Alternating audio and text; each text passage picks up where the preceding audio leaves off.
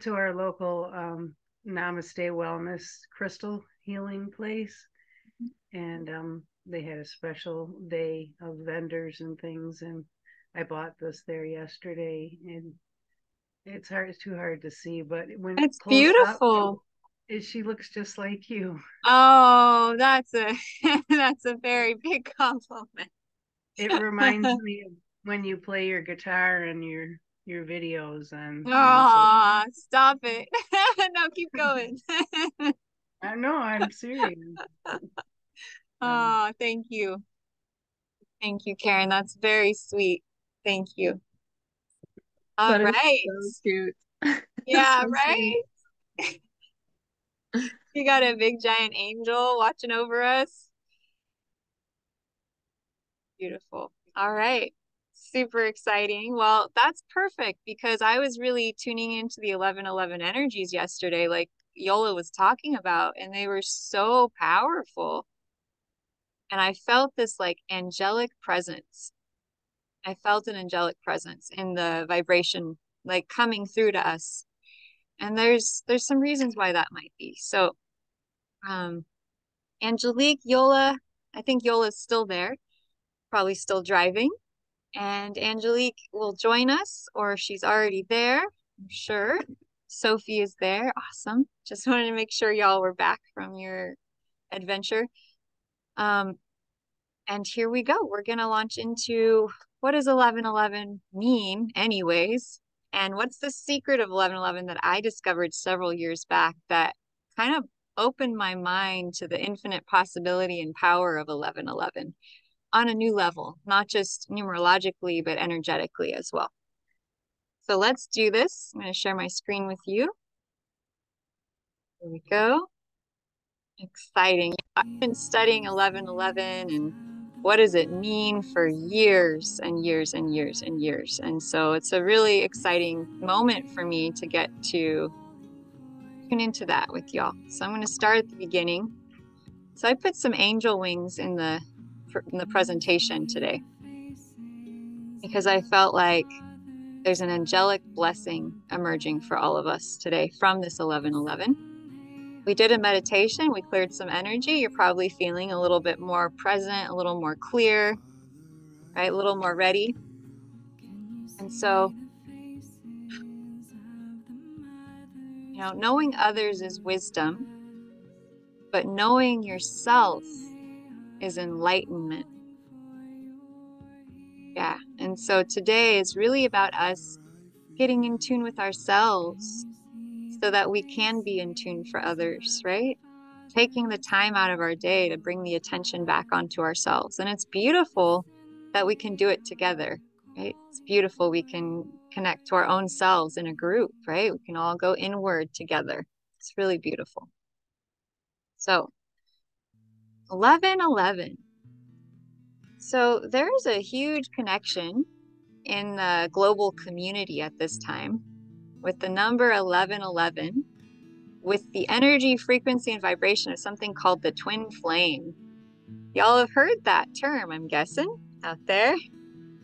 Yeah, that spiritual, divine counterpart of the divine feminine and the divine masculine being brought together in harmonious union. And it seems like it's impossible to create, and everyone's trying and struggling and running and there's this whole world, right? So how does 1111, why is there a connection between 1111 and twin flames? So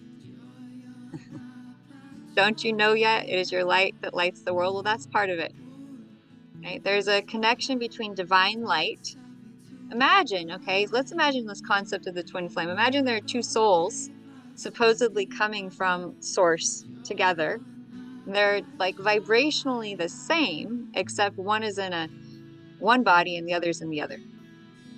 Well, that union of two things creates a huge amount of light.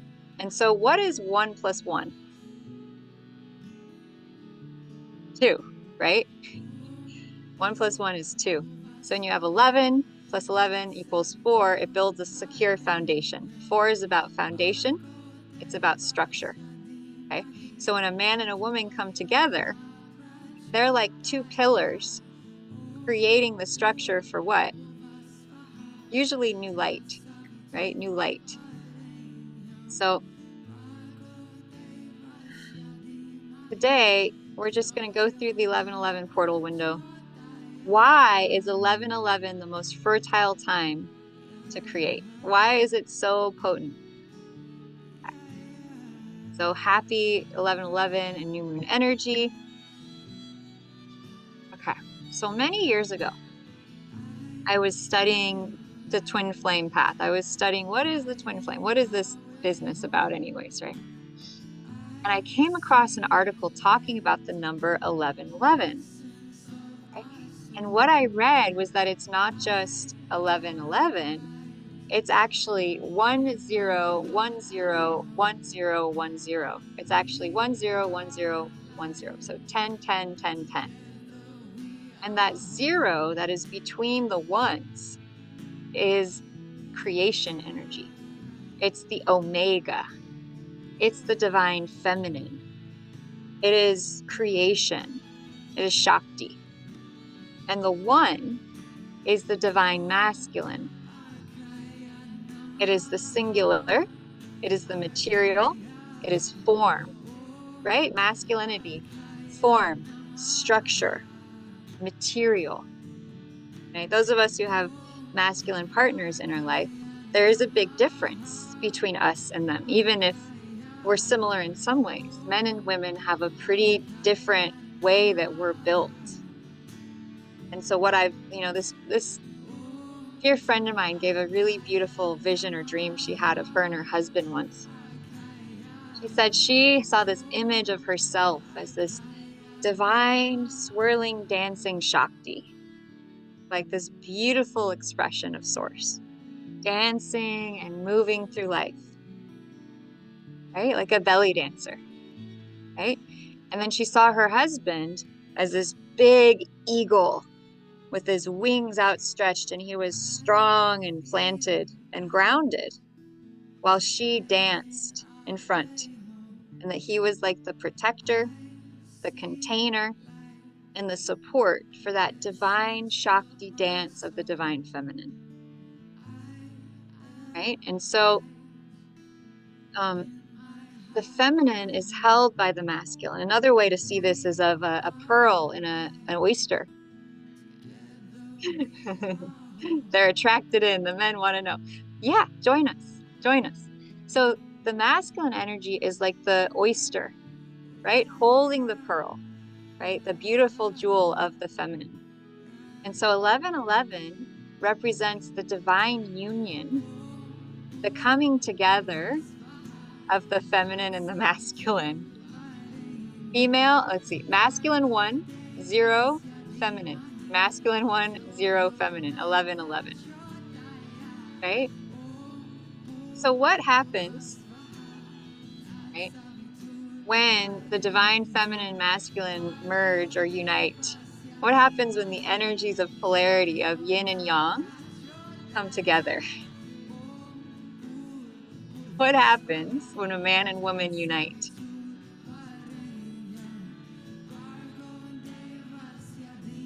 Yeah, that's right. Babies! Lots and lots of babies. Or if it's not a physical baby, what happens when our divine feminine one and our divine masculine come together? We can create businesses, right? Can you create a business from a purely feminine place? No. Can you go on, can you do anything in this world without both? Really? Like breathing, even breathing, there's the inhale and the exhale. Okay, so 1111, and you're not going to find this anywhere. Like I don't know how I found it. I was like, where did I find that? Like it came to me as I was researching divine union and souls coming together in the balance of divine feminine and masculine. 1 0 1 0 1 0 1 0. That there's a zero in between those one, that there's literally a zero between in front of every number, 0 to 9, right? There's an invisible zero there, isn't there? There's not a 1, that would be 11 or 12 or 13. And so that 0 is the omega. And what does this circle kind of look like? Does it kind of look like an egg? Yeah, it kind of is like an egg. And what does the 1 kind of look like? It kind of could be like a sperm, maybe? Maybe if I had a more wiggly finger.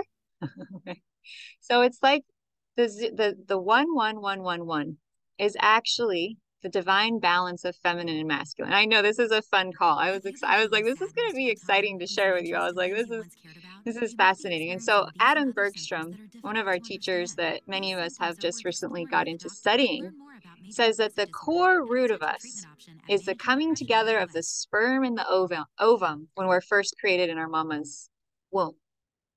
And he says that that the back of our neck, the back of our head, actually represents where the energetic sperm and ovum are in our body. That's like the atlas.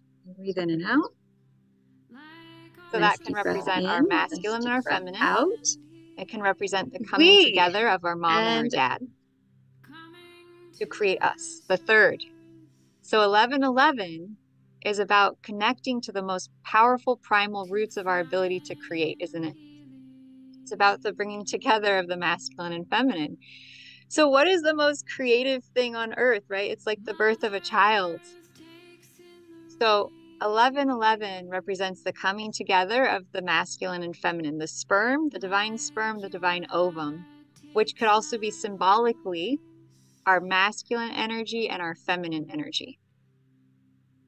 All right. Any questions out there? Is anyone grasping this? Is anyone struggling with what I'm saying? I know this is pretty unusual information. Feel free to unmute and ask any questions, because I know you're not going to hear this from anyone else, because I didn't see anyone else talking about this. So 1111, and this will be a great opportunity for you if you're looking at the clock and it's 1111 to go, what do I want to create? All right, this is a potent number. This is divine masculine and feminine coming together in union within myself first. And then maybe it's external. Maybe it's in your relationship. Maybe you have this beautiful merging of you and a masculine in your life. Challenging though, because men are literally from a different species. Even if we're with them, even if we love them, we are so different, right? And so we learn how to harmonize, but it's all about coming back to our own creative connection, to our divine feminine and masculine within, our yin and our yang, right? What are we creating? Okay. So let's go into this a little bit more. So it's also a number, right? And there's numerology. How many of you are familiar with numerology? Numbers, right? The study of numbers, right? So I'm going to go into what is 1 and what is 0, right? What are those? What do those numbers create? Okay. Well, 1 plus 1 is 2. And so 2 represents relationship. It represents me and you. 1 plus 1, and we have like 2 people in one of the screens. So that's great. We have 1 plus 1 equals 2. All about partnership. It's all about relationship. It's related to the moon. Just like in astrology, we have the moon sign. 2 is related to the moon, nurturing, nourishing. Okay. So we have 1 plus 1 and 1 plus 1. So that's 2 2s. Okay. We'll get into the 4 aspect, but 2 2s means incredibly strong emphasis on partnership and connection. It's also 1 0 1 0 1 0, and 1 0, which is the divine feminine, the divine masculine. I mean, that is the epitome of 2, isn't it? And it goes back all the way to the sperm and the ovum coming together to create us. So if it's an 1111 portal and they say it's an amazing manifestation portal, why? It's for bringing the sperm and the ovum together, baby. Gee whiz, that's powerful. I mean, you're going to create something. So if it's not the sperm and the ovum, if you're not like making love to make a baby at that time, which talk about a good time to make a baby, holy cow. But if you're not doing that, and you do want to create something, you want to create a business, you want to create a relationship in your future, you want to create more money, this is that seed time. And we have the new moon coming up. That's like a lot, right? And it's actually the festival of Diwali in India today, which is the festival of light conquering darkness, the victory of the light over the dark. So if I haven't gotten you excited enough about focusing on your dreams and your visions today, I hope that will assist you to kind of start being like, wow, this is a powerful time to really tune in. What is it I want to create? It's like you're on a surfboard of life, right? Riding the waves of life. And today the wave is like, woo, we're like really surfing that wave, right? There's just like all this momentum and energy, and there's a lot of people in the collective who are activated and tuning into it, and so we can propel ourselves forwards, leaps and bounds. Quantum leap. Are you ready to quantum leap? Right? Are you ready to kind of quantum leap here? Because that's what the energy is asking. Yeah. Okay. So in numerology, 1111 is a master number. 11 is a master number. Okay. It's known as the spiritual messenger. The master number is a powerful energy code related to the seed of creation, right? Which brings us back to the union of the ovum and the sperm and the seed of creation.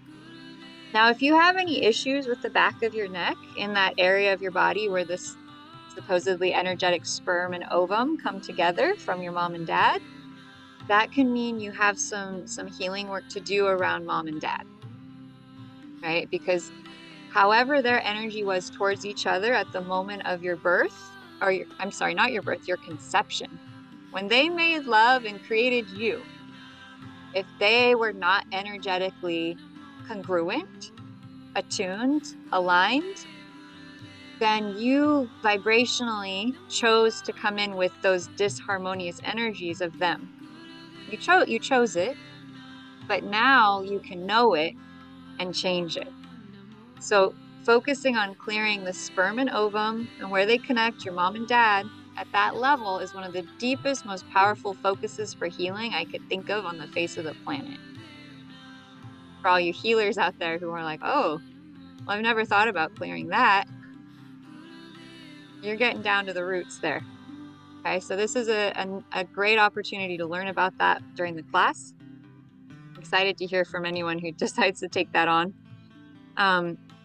I also will be happy to assist anyone who wants to do sessions on that kind of work, because I love doing root work. I love assisting people to transform the deepest layers, right? Clear where the origin of the issue comes from, and then everything else changes. Okay, so 1111 is awakening, intuition, insight, enlightenment, portal of opportunity and new beginnings. Watch your thoughts. Just focus on what you want. Pay attention to the orientation of the universe. So if we're in a portal of such deep, powerful, creative ability, then, one moment here. If we're not attuned to this, then we could be creating all kinds of silly things. So stay really focused and really aware of your thoughts right now, right? Because you're on that surfboard, the waves going high and far. Stay attuned to what you want. Ride that wave towards what you want. Watch your thoughts right now. Okay. Angel number 1111 is a messenger from your angels that you are about to achieve spiritual awakening and enlightenment. It is a form of a wake-up call to you or your consciousness about the new things that are about to happen in your life. Your subconscious mind is beginning to be active and becoming so powerful that just with mere thoughts and action, you'll be able to manifest your desires. According to angel number 1111, we are spiritual beings walking on the earth having a physical experience rather than physical beings having spiritual experiences. When you see angel number 1111, it is a sign that you're connected with your highest realm and source creation. So, right, if 1111 relates to the divine union of the masculine and feminine, and we come from source, Wouldn't you say that 1111 relates back to that union with source, not just union between masculine and feminine, but the divine union between us and source? It also relates to the divine union, the bringing together of the rational mind and the intuitive. It's the yin yang coming together in union. Wow, that's powerful. Polarity together, not polarity apart, polarity together. Wholeness, fullness, oneness. It's the arrow, 1111, to oneness. Enough ones in there, right? We think we'd get it. One, like oneness, oneness, oneness, oneness, oneness, oneness. That's what it's saying. So when you see it on the clock, oneness, oneness, oneness, oneness, it's reminding you to come back into the oneness, right? And maybe you're in the oneness, oneness, oneness, oneness. And so you look at the clock and it matches because you're in it. Right? You're vibrating with source. You're in alignment, right? You're in alignment. Woof, it is a message from your angels that there's going to be some unexpected miracle and synchronicity in your life.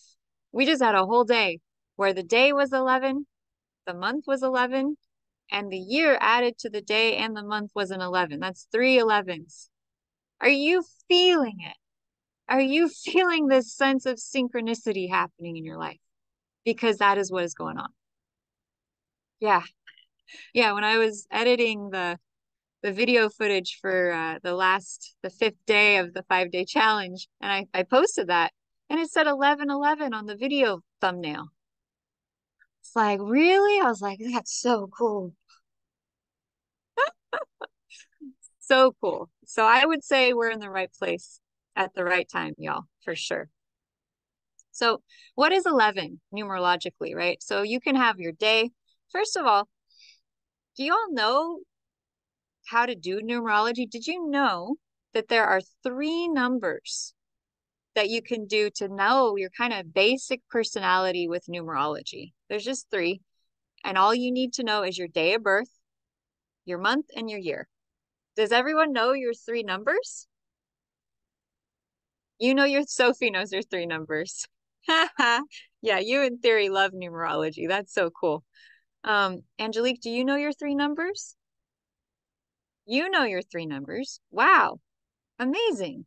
Okay, Lynn, do you know your 3 numbers? A little bit? Oh, I was told, but I can't remember. Okay. So as an example, do you mind sharing your birth info with me one more time? May, so 05/16, Hold on. 1990. Oh, Just stay there for a minute. Just stay with me. Stay unmuted. Stay with me. Okay. So if anyone out there doesn't know your 3 numbers, this is the way you figure it out. First, you're going to do your day number, and that's a powerful number, but it's not as powerful as your life path number, which I'll get to. But the day number is kind of like your core frequency. It's like, this is who I am, right? I show up like I'm a 5 number, and I'm always like excited. It's just 5s love to have fun. They like to have adventures. 5s they're funny. They're kind of quirky. That's I'm a 5. So what day were you born, Lynn? 16. So Lynn was born on the 16th. So 1 plus 6 is 7. So her day number would be a 7. 5s and 7s totally get along, by the way. 1, 5s, and 7s get along great. 7s are the God number. 7s are related to intuition, spirituality, mysticism. They need a lot of quiet time. They need a lot of alone time. They need a lot of like my brother is a 7 and he goes surfing every day. He'll get up at like 5 in the morning and go surfing before he goes to work because he needs that time to just be in nature, to be alone, to reset himself. Yeah, pretty cool, right? I got to get into that. So 7 is spiritual in nature. It's the 7 chakras. Well, there's more than 7 chakras, but the 7 number shows up a lot around spiritual things. It's ruled by the planet Neptune, which is also intuition, also spirituality, and it is a 7 year this year for everyone out there wondering. 7 year, which means that we're all kind of being drawn into introspection, retreat, right? This is not a super external year. Sevens need a lot of time alone and a lot of refreshment time, rejuvenation time. So it's a great year for a retreat, and we're almost done with it, right? We're in November. And so sevens need that time to rejuvenate themselves. Now, next year is an 8 year. And Theory and I were talking about this, Sophie. I was like, oh, here we go, because 8 is money. 8 is the money number. 8 is the material manifestation number. It's also hard work, okay? So don't get too excited, right? 8, hard work and manifestation, right? So if you put in the energy, if you put in the time, you will manifest. But 8 demands that you work for it. 8's like, put in that effort, put in that mastery, climb the mountain, you will get paid. You will make money. Okay. So what is your month, Lynn? 5. The 5, yeah. So 5 plus 7, 7, 8, 9, 10, 11, 12. Okay. So 12, 1 plus 2 equals 3.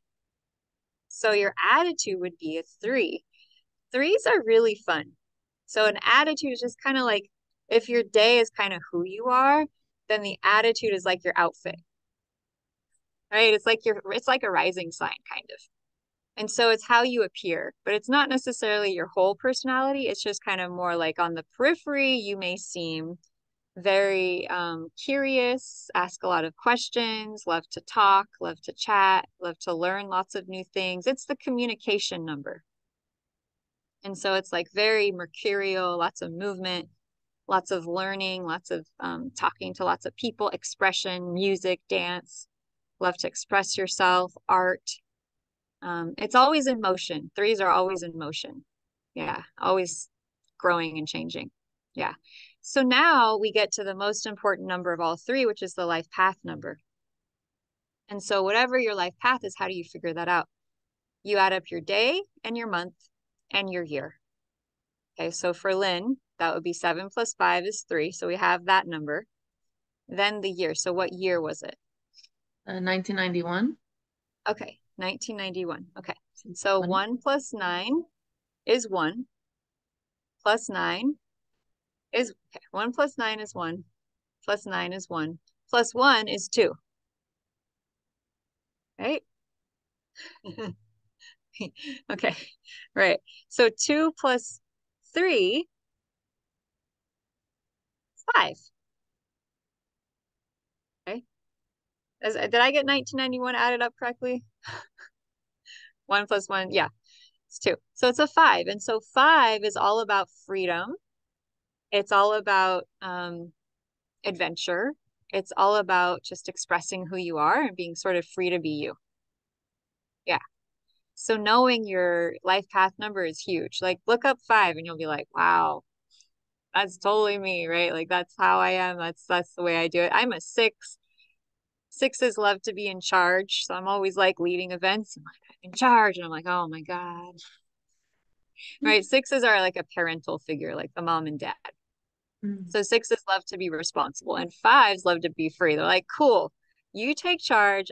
I'll hang out. Right. And then I'm going to do my own thing because I like to do what I want to do when I want to do it.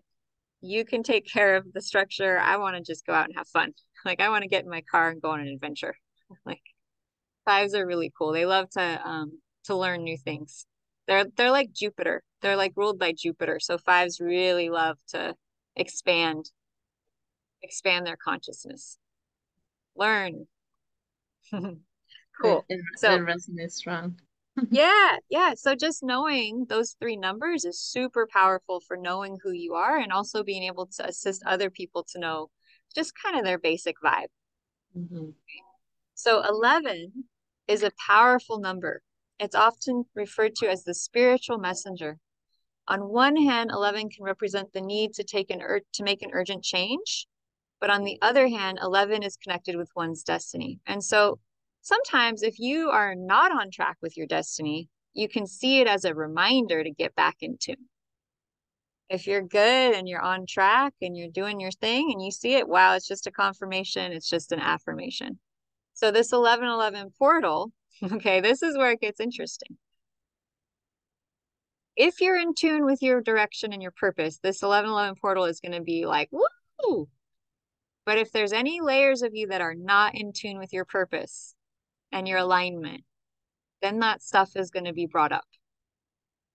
Okay. And so it can be a little intense right now because the energy is so powerfully activating for alignment to your purpose. Anything that's not that will be being brought up to the light pretty intensely. Okay. So be gentle on yourself. I did some clearing with you all that you can use, right? Like, even though I'm feeling, I completely love and accept myself for whatever might be coming up right now. That's really good. And then just tapping the side of the hand. Those two things, oh my God, if stuff is really going on, can just disperse it. So good. So good. So I looked up what does 0 represent, because remember how I was saying that 1111 is actually 01010101. It's not just 1111, there's a 0 there. And so 0 is the infinite possibilities of the universe, right? Think about the womb. It's kind of like an infinite creative ability there, and yet it's a void, right? From emptiness, everything comes, right? So 0 relates to that infinite creative ability that we in women deeply embody. It overviews the traits of inclusiveness, comprehensiveness, and wholeness. The numerology number meaning of 0 comes from the belief that God or goddess is an infinite circular force in such a circumference that it is nowhere and everywhere at once. Woo! 0. Never knew that 0 was so profound, right? Yet it is. The meaning of 0 is the copy of the number that exists beside it. So when you put a 1 next to 0, then you start to embody that 1 energy very deeply. As a number, it is a source of the energies that surround it. So it's a little bit like a battery, right? So when you have all those 1s, the 0 is the battery that feeds the force of the 1. It will act as a chameleon and amplify the energies that surround it, meaning that it would amplify the vibrations of the numbers surrounding it. So that means those 0s amplifying the 1s are really amplifying the 1 energy as well. So what is a 1? Okay. So you know how I was saying that the number 2 relates to the moon in astrology, which is nurturing, which is nourishment, which is all of those things. So number 1 relates to the energy of the sun. So 01010101 is the sun and the moon, the sun and the moon, the sun and the moon, the sun and the moon, masculine, feminine, female, masculine, female, masculine, female, masculine. It's the divine union of the two. Now, with this new moon we're about to have, what else is happening? Well, the sun and the moon come together.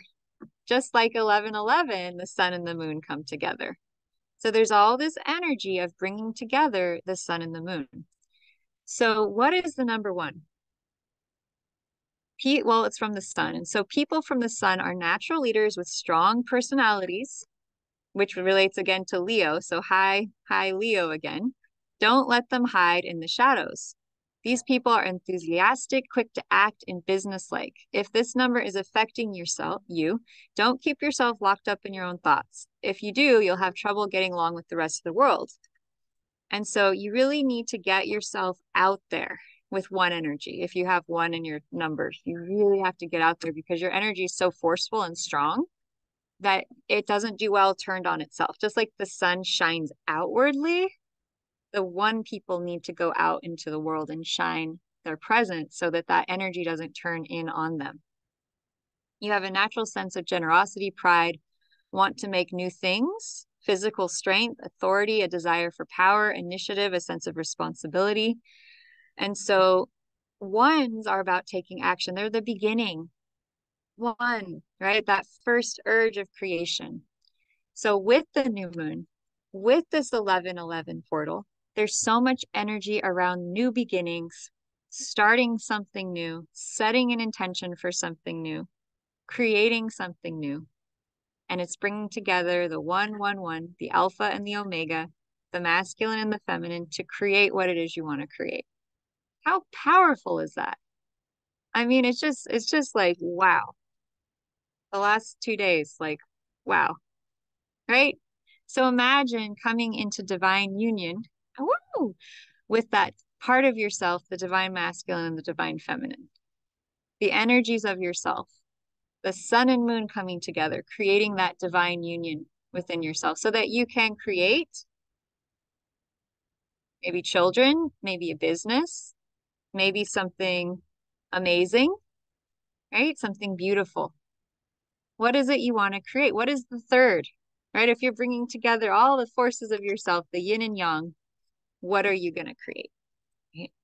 It's the spiral, right? It's that spiral between feminine, the polarities, feminine and masculine, masculine and feminine. And so that is why twin flames talk about 1111 all the time, because to come into a divine union with an opposite, with a being, we must come into union with ourselves first. So anyone who's like, I really want to manifest my twin flame, great, you can do that.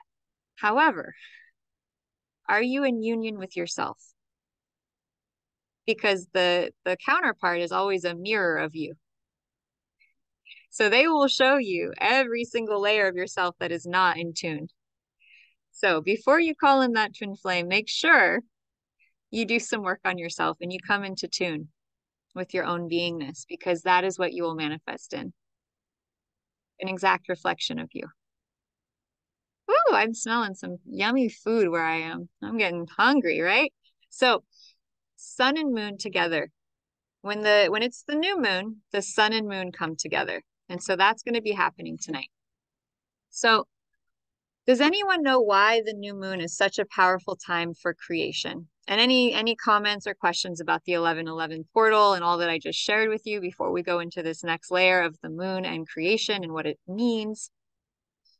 Any thoughts, comments, shares? Anyone want to just jump in the ring here and talk a little bit about what we're getting here? I mean, this is powerful stuff. How is it aligning? How is it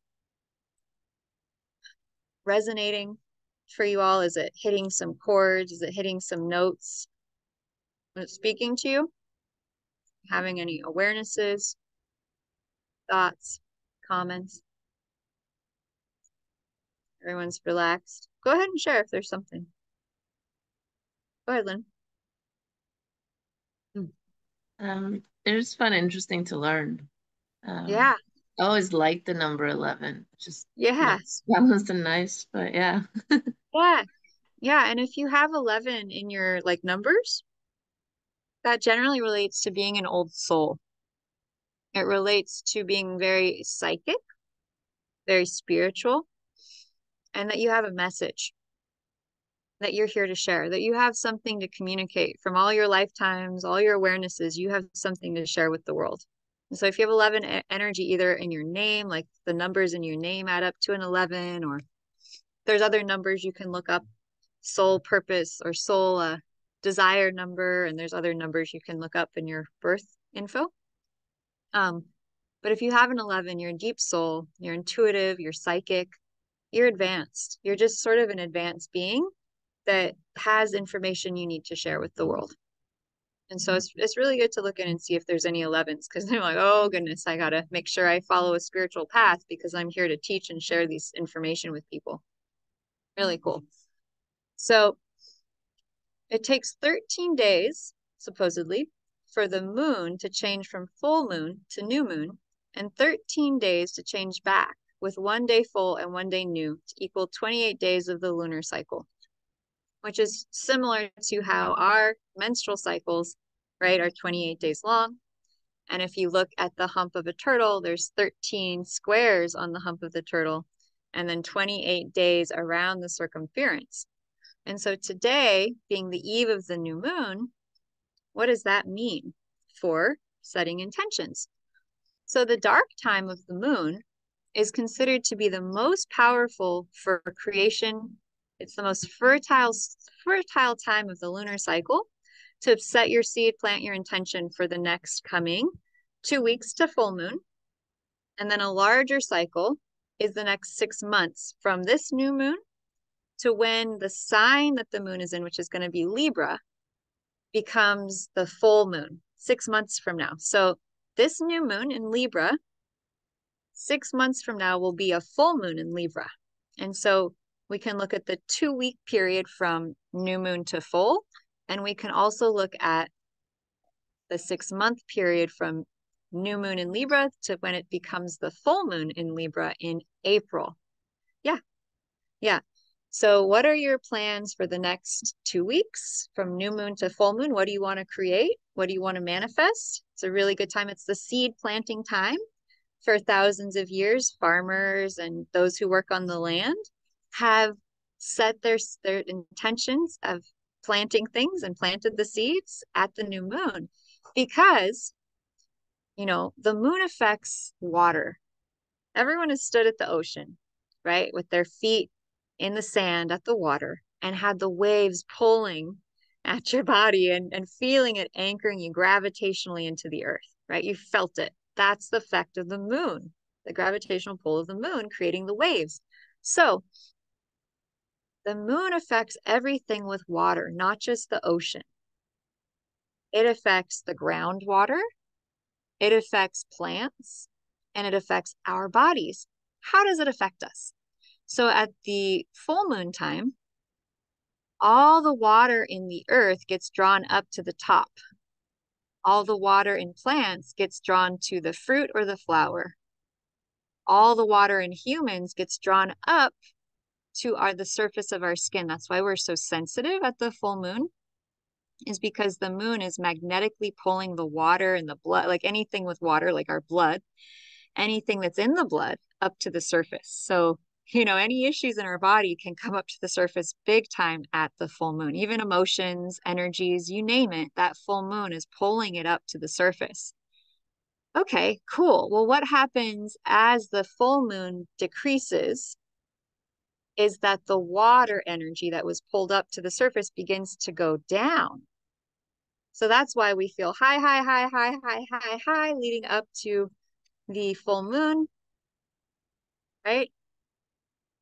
And then the full moon peaks, our energy peaks, right? It's like, whoa, like full expansion, all that water's up on the surface. We're feeling everything.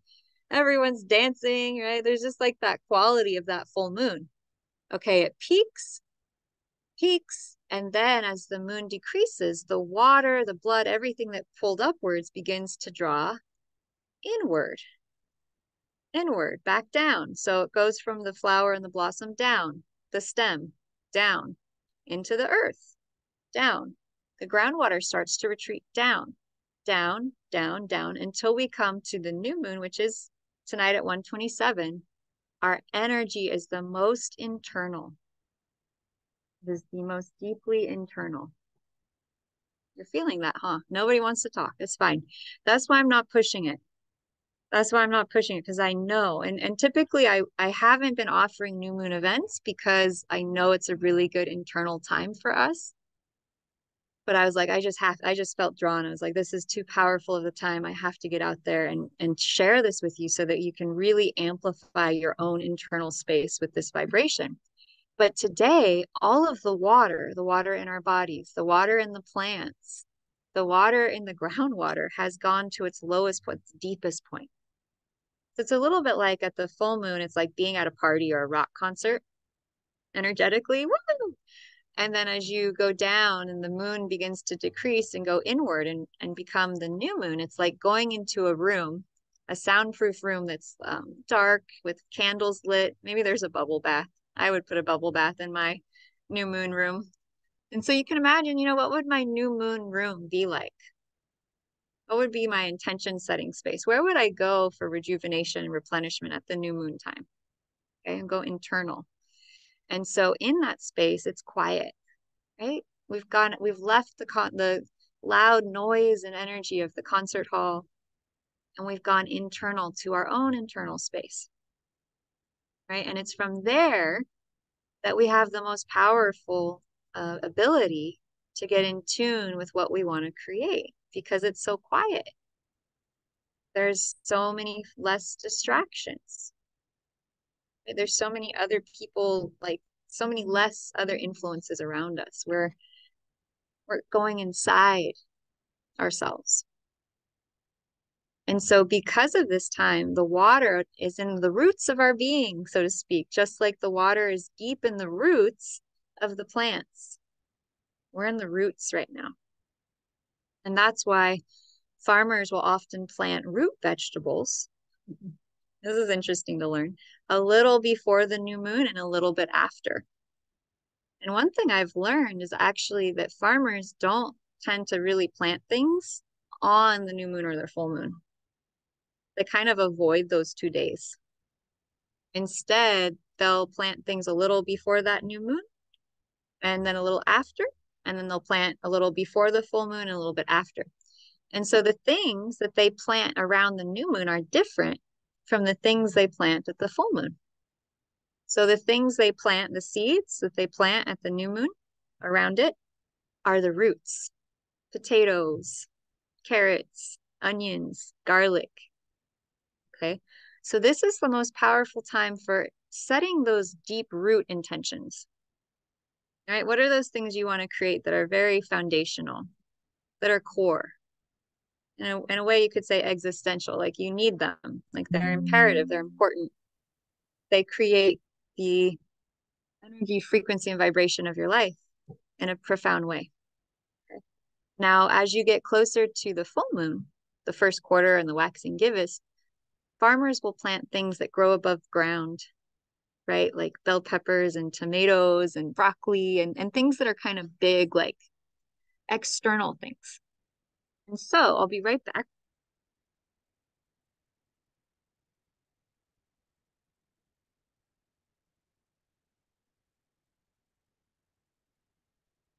Just had to plug in my power source here. Whew. So around the full moon then, maybe it's a good time, like the crescent, first quarter, and waxing gibbous time, to think about your more. Right? So if the new moon is that real deep internal intention of your why, it's kind of like your cosmic why, right? If the root of your creation ability is the cosmic why am I doing this? That's the time to find it, is at the new moon. What is my why? Because at the core of everything we create, we have to know why. Why do we want it? Why are we drawn to it? What's our cosmic why? What's our cosmic yes? That is the time to find it at the new moon. And with the 1111 portal, with Diwali, the victory of light over the darkness, and with what we're going to go into, what sign the sun and moon are in for this new moon, it gives us incredible clarity and awareness about the ideal things to focus on, the ideal things to start to create. And we're also going to look at each of your charts, and I'll tell you, I've been saving it. This is like, so it's such good information. I wanted to save it for you to be excited about, and have a desire to learn and stay excited this whole time. So this is an amazing time. I'm so excited. I'm so thrilled for you, because I know about both the physical universe and how the energy is affecting us on like a physiological level based on the planetary body of the moon. I also know about the energetics of the numbers, right, with the 1111, and how that's affecting us on a different level, right, almost on a consciousness level, and the collective all tuning into that frequency together. And then we're going to look on a deeper level of the constellations, right? If each constellation has a vibration and energy, and the moon is affecting us physiologically and emotionally, then knowing what sign the sun and moon in give us an even deeper awareness of where our cosmic why, what we might want to focus on. And so it is the light that urges the flower to open its heart to the world. And so right now we're still that seed in the new moon time, the dark of the moon, allowing ourselves to be drawn to the light, allowing ourselves to be guided by the light, to begin to blossom, right? To begin to grow. So this was fun. I was like, so what is your dream? Right? What is your why? And I'm really glad that you all already got in tune with what you wanted to create before I shared this image, because this way you're already really centered and clear on what you wanted to create. And these can just kind of be like frosting on the cake and enjoyment of like, yeah, great money, riches, abundance, romance, children, fun, family, travel. Yeah, we want to create all the good things, right? We want to be in that energy, frequency, and vibration of feeling good, receiving, allowing, being worthy to receive, opening to the cosmic splendor, the infinite splendor of the universe. It's infinite, isn't it? It's like I was looking up these pictures and was like, oh my gosh, like the things that are possible in the world. If money was no concern and you could be, do, or have anything and everything you want, what would you choose? That is the reality.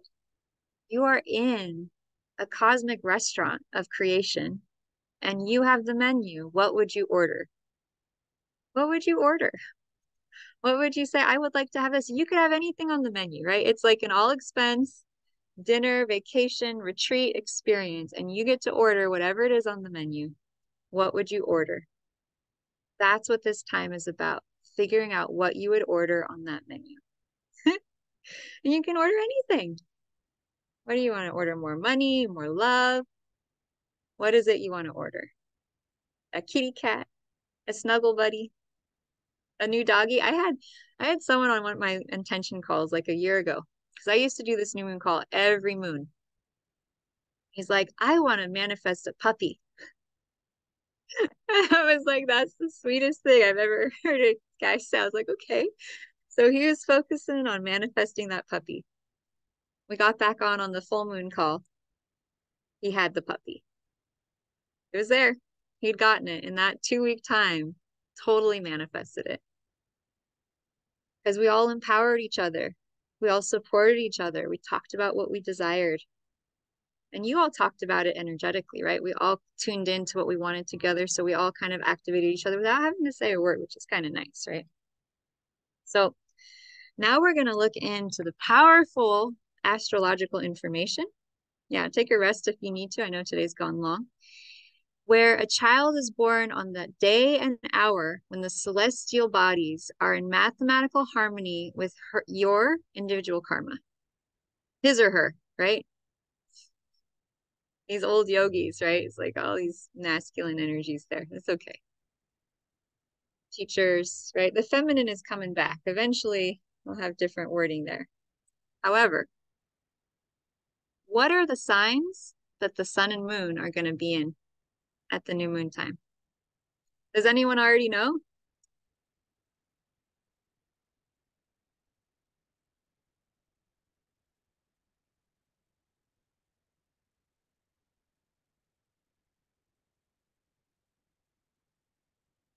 There you are. It just froze, huh? It's like, beep. Am I back on? Everyone? Yeah? Okay. Still freezing. Yeah, I can see and hear you. Okay, good. So does anyone know what sign the sun and moon will be in? Because at the new moon, they come together as one, just like the alpha and omega. Go ahead, Sophie. I think the sun will be in Libra. Hmm?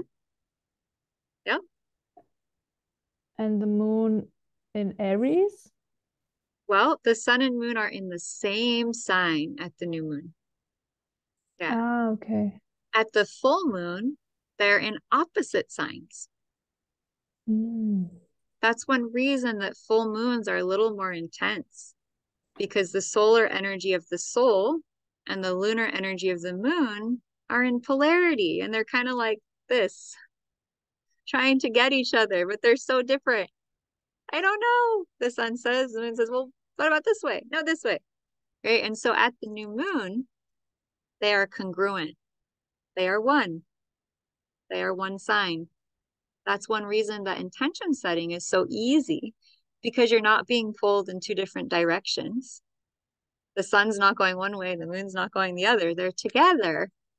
And it's the 1111 portal, which is divine feminine and masculine together. So we have that amplifying the union energy so strong right now, where you can really put together your dream full force. So like, let's imagine a man and wife who are married, right? And they have a dream for their family. Let's imagine that husband-wife team is like your internal masculine and feminine self. Okay. Now let's imagine they have a goal or vision for their family. What's going to be more powerful? The wife pulling the load of the dream forward by herself, or the man and the woman coming together and pulling it together? Together, right? And that represents our divine feminine and our divine masculine coming together in union. Our own self being in union with what we're creating. And that would be a great thing to clear. Is my divine feminine masculine in union with itself? Or am I pulling one way and then pulling the other? And so with the 11-11 energy, it's a really good time to look into that. And with the new moon, sun and moon coming together, it's a really good time to look into where can I bring more union into myself. And I love the twin flame thing, don't get me wrong, but what I love about it is the idea of bringing it back to ourselves and not so much about manifesting this amazing spiritual counterpart. Because that amazing spiritual counterpart is always going to mirror you back. And it's like a cosmic joke. You want this magical romance? Yeah. And then suddenly it's the mirror. It's the mirror. And you're like, I want to see that. Running for your life. And so to manifest true twin flame relationship harmony, and even not a twin flame, it's just a beautiful partnership. What you need to have is that self-love, that self-union, the union between your masculine and feminine. So if you are in a beautiful marriage already, I think 2 of you I know at least are, 3 of you, then that means that to a certain degree, you are already fairly balanced in your masculine and feminine self. And you would have had to be to manifest this external union. It's all about our own energy. Anything we see out there is our own thing reflecting back. It's a cosmic joke. It's really powerful stuff. So coming back to our own internal training about the sun and moon energy, the sun and moon and the sun moon midpoint tonight at 1:27 a.m. I just think this is amazing. I can't really make it bigger. Sorry. Is down here. Sun in Libra, 8 degrees. Sun moon midpoint, 8 degrees. Moon, 8 degrees. Wow. Libra. What is Libra? Well, it's partnership. It's partnership. So we have 11-11, partnership, union. Libra, union. 1 + 2, partnership. So the energies are so much about partnership this time. And I saw the 2 of Cups card. I was out yesterday in this kind of like high vibe place. And you know, when you're in a high vibe place and you just start seeing things and everything's aligning. And I like open this book and it's like the tarot of the 2 of Cups. So that's the energy, the 2 of Cups. Coming together, creating something together. It can also be, you know, Libra, the 2 of Cups, masculine and feminine, marriage. So does anyone remember what planets rule Libra?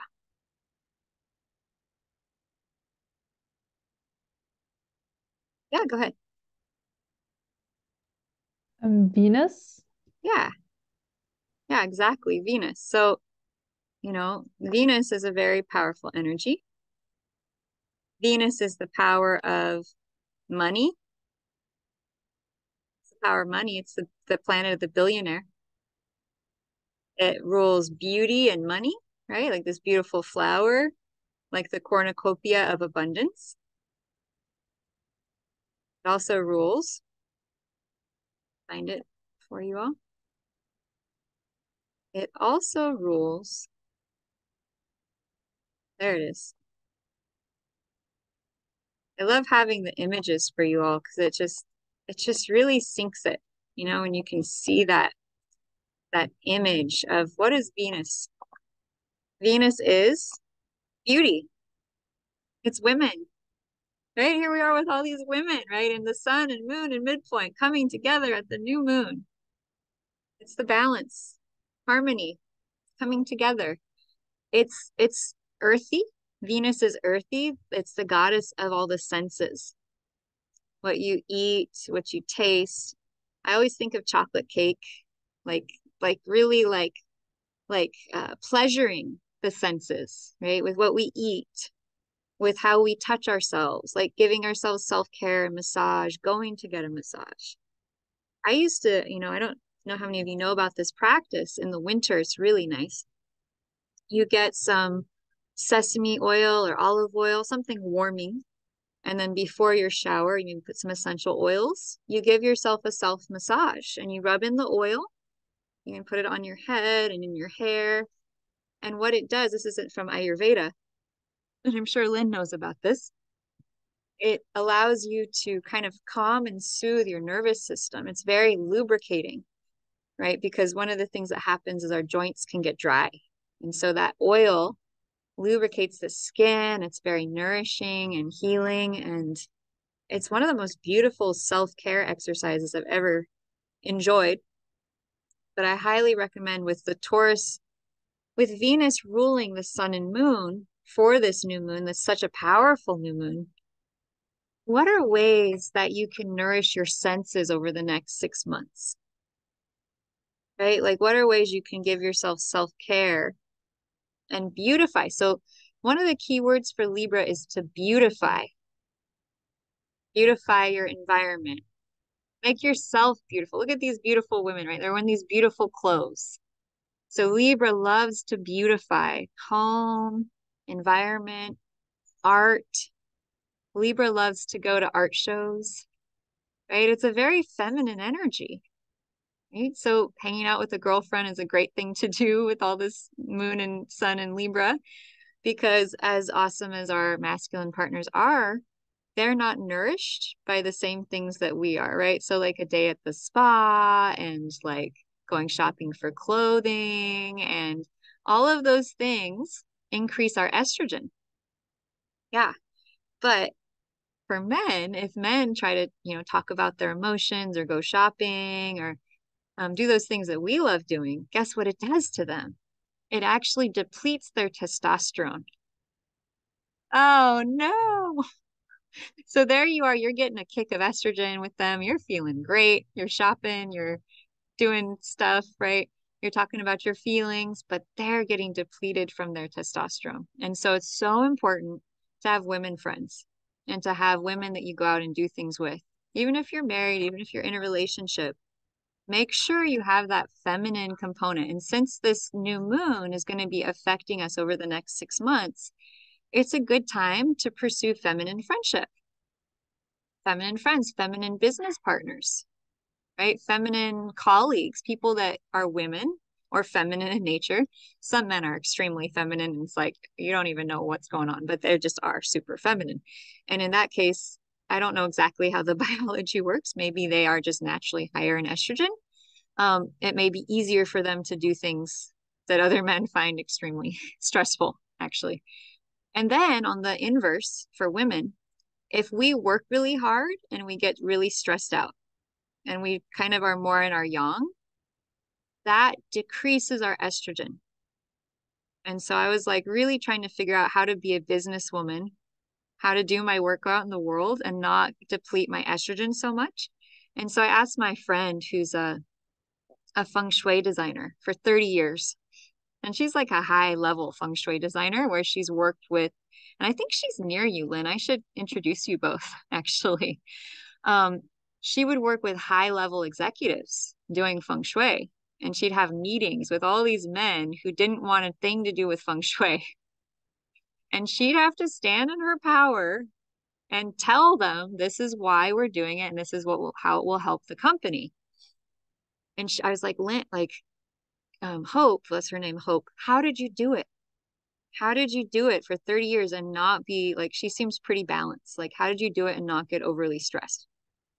Because doing that kind of work for women can deplete our estrogen. And she said, Lotus, after my meetings, I had a date with a big piece of chocolate cake. And so what I found and what I researched, women love chocolate. That is like well known across space and time. Chocolate increases our estrogen. Yeah. So if you've just done something, you want to find a good chocolate, organic, fair trade, usually I like to use some kind of like coconut sugar sweetened chocolate. That's my favorite. I don't do swell with sugar, but the coconut sugar is a little easier. I do something really stressful, or I've had a long day of working with clients and doing energy work and, you know, going out there and doing these events that I love to do. I will have a nice piece of chocolate. I will have that chocolate in my purse, like not like, oh, it's nice to have it, but it will be there because it's a really nice, quick way to increase your estrogen and kind of come back into like, okay, yeah, okay, right? All right, I feel better now. I'm out of the stress mode. So for those of you high-level achievers and success-oriented women, you have strong masculine drive and initiative, and I know I do.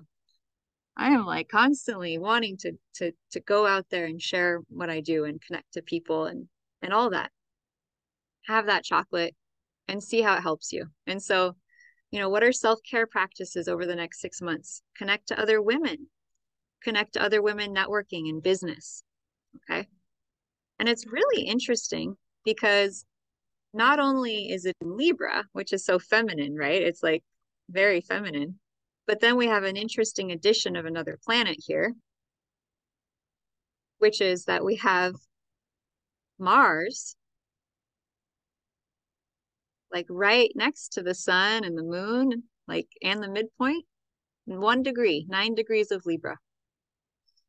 So you have to look at that too. And Mars is the masculine. I've been laughing about the fact that Mars, which is the masculine, is in Libra, which is a divine feminine sign. And so I've been kind of thinking or giggling to myself that I think on a collective level, the divine masculine could be going through a kind of up leveling around getting more in tune with their feminine side. And I've literally felt like men have just been absent, like they've just been gone. Like usually have a little more interactions with men in my life, but it's like they've been gone. And I've been like, huh, where are they? And it's just kind of felt like, oh, they're busy. Like, and some of the men I know are like, I can tell they're spending a lot of time with one other guy that they're hanging out with. And that's like a partnership, right? And so Libra is partnership.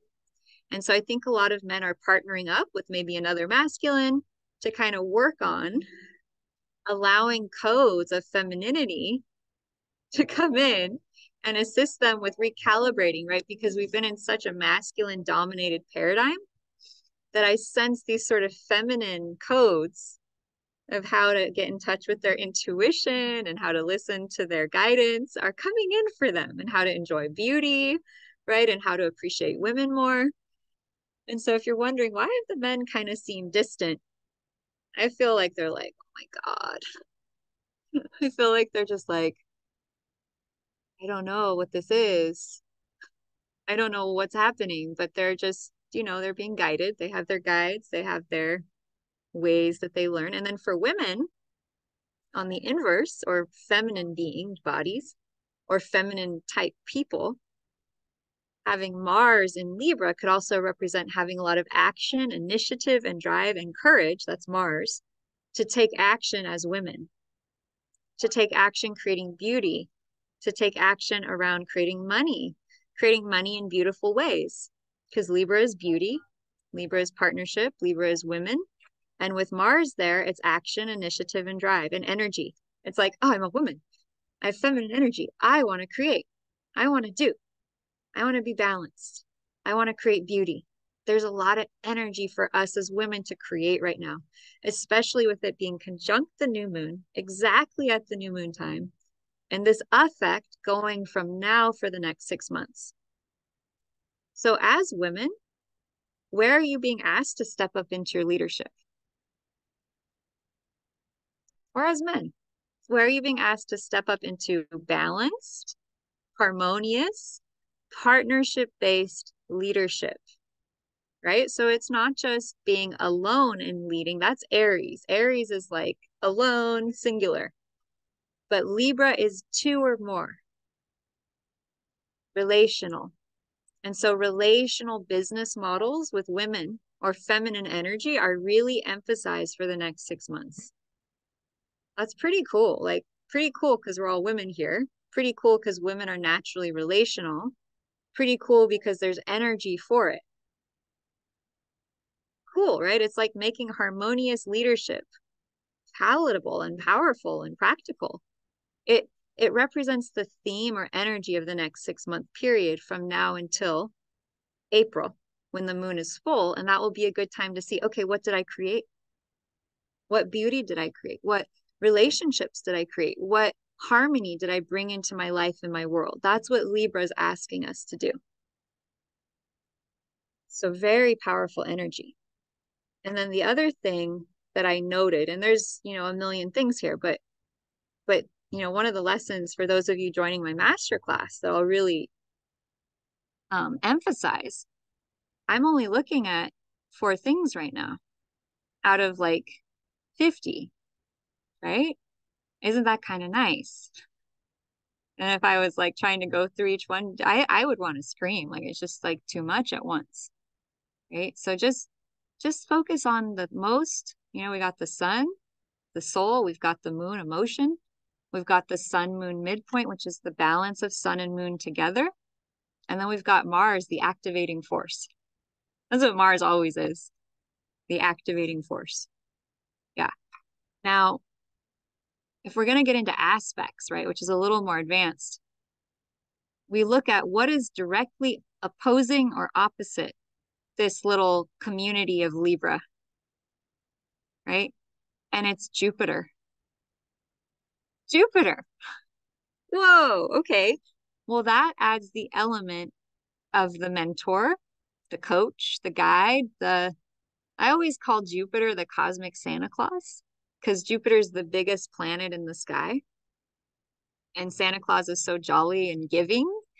And so Jupiter is like the great benefactor. If Venus is the billionaire, Jupiter is the millionaire. So it's a money planet. And it's in Aries.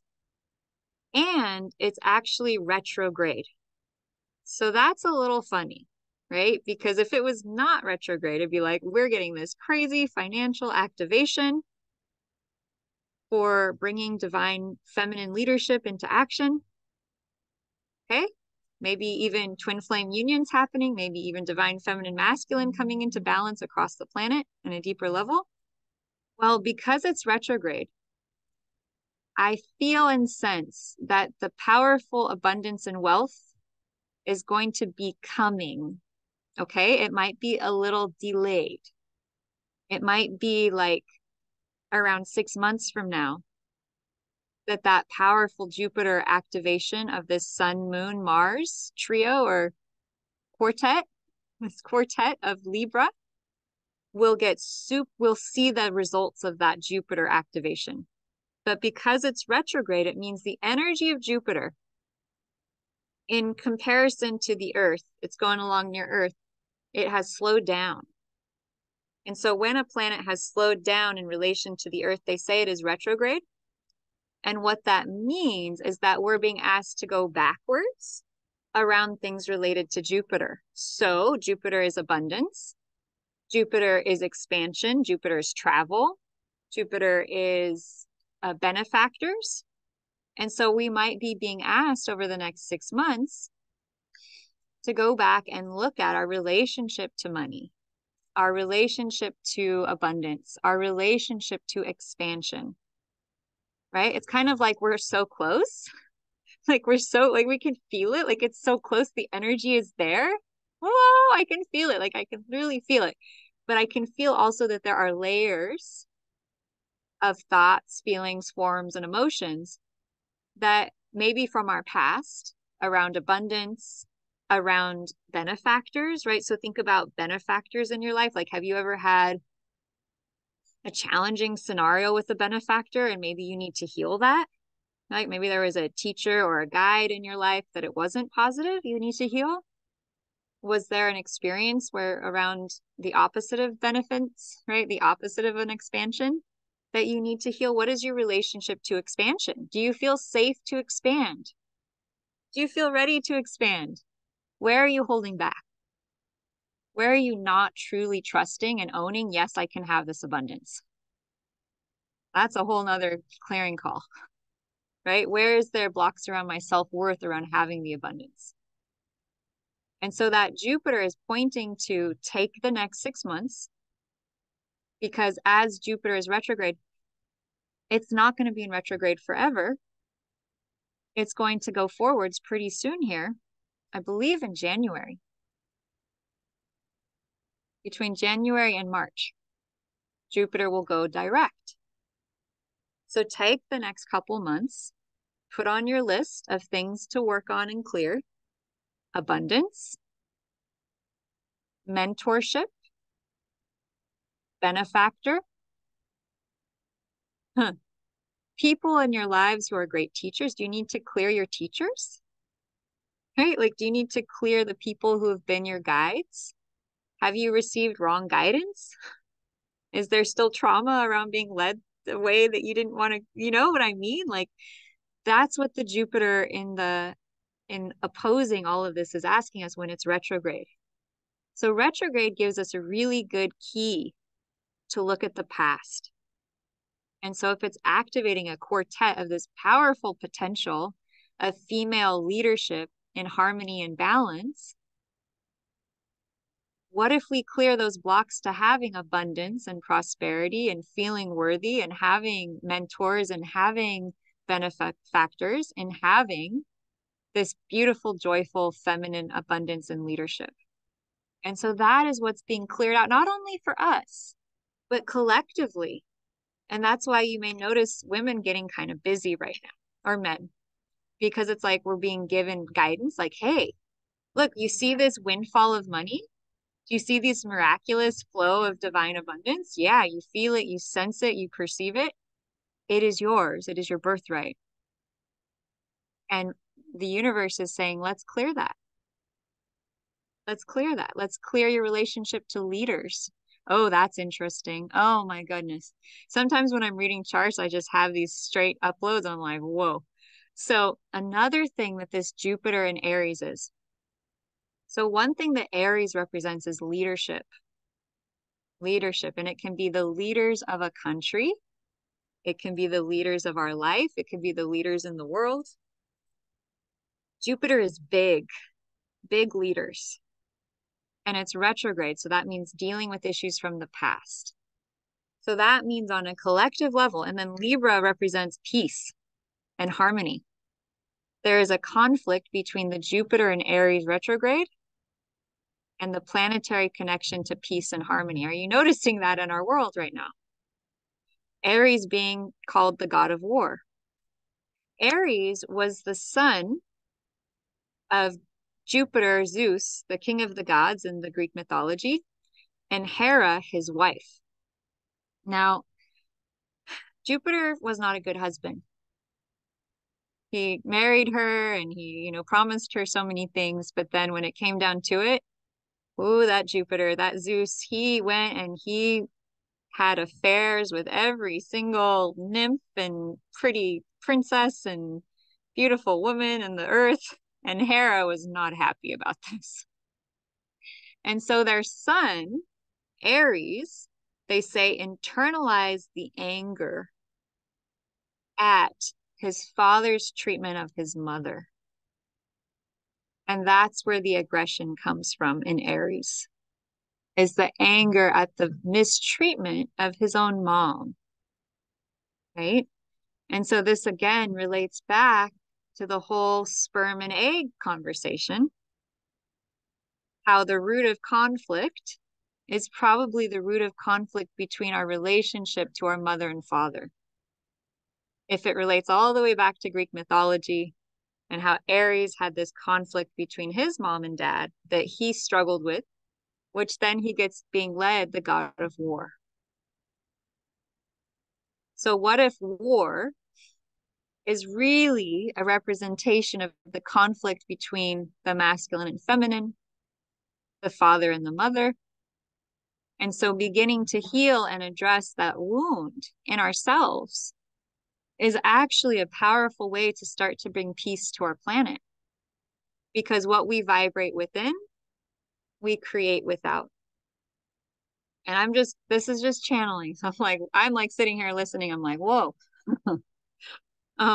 So, so yeah, powerful guidance from the chart today. If we want to create peace in our world, we must create peace within ourselves. And if the god of war became the god of war and was at war within himself because his mother, father, principle were at war with each other, right? Hera was feeling totally neglected. Zeus was feeling like he didn't want to be controlled. How many times between men and women? Like it's like the saga, like every like movie, right? The issue between the masculine wanting to be free, express himself, the feminine needing that safety and security, right? Women need safety and security to feel safe, to open, to blossom. That's part of who we are, right? And so, oh, this is a big question. But, what would it take with all the ease and joy and glory possible, effortlessness, to bring more balance and peace to our divine mother father energy and to release and clear the conflict from ourselves and the conflict from this earth?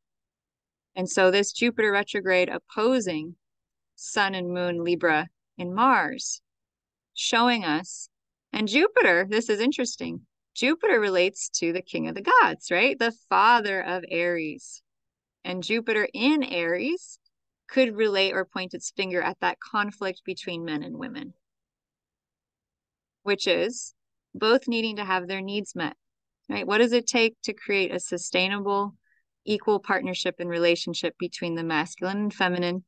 Perhaps it starts with us addressing our internal relationship to the sperm and egg, the ovum and the sperm, the father and the mother within us. What relationship were our mom and dad when we were conceived? That's huge. That takes incredible bravery and courage to look at. Okay, that is probably one of the deepest energetic core root things energetically you could look at to begin to heal your life. Now imagine though, if you were to address this in yourself, and I know I'm only bringing this up because I know you all have really powerful tools, energy clearing tools around you and near you. Imagine what your life would be like if you were free of internal conflict between your mom and dad. You're free of that. If you were in union within yourself. Yeah. If you were finally in union in your own body and being. And then what would that ripple effect be out on the earth?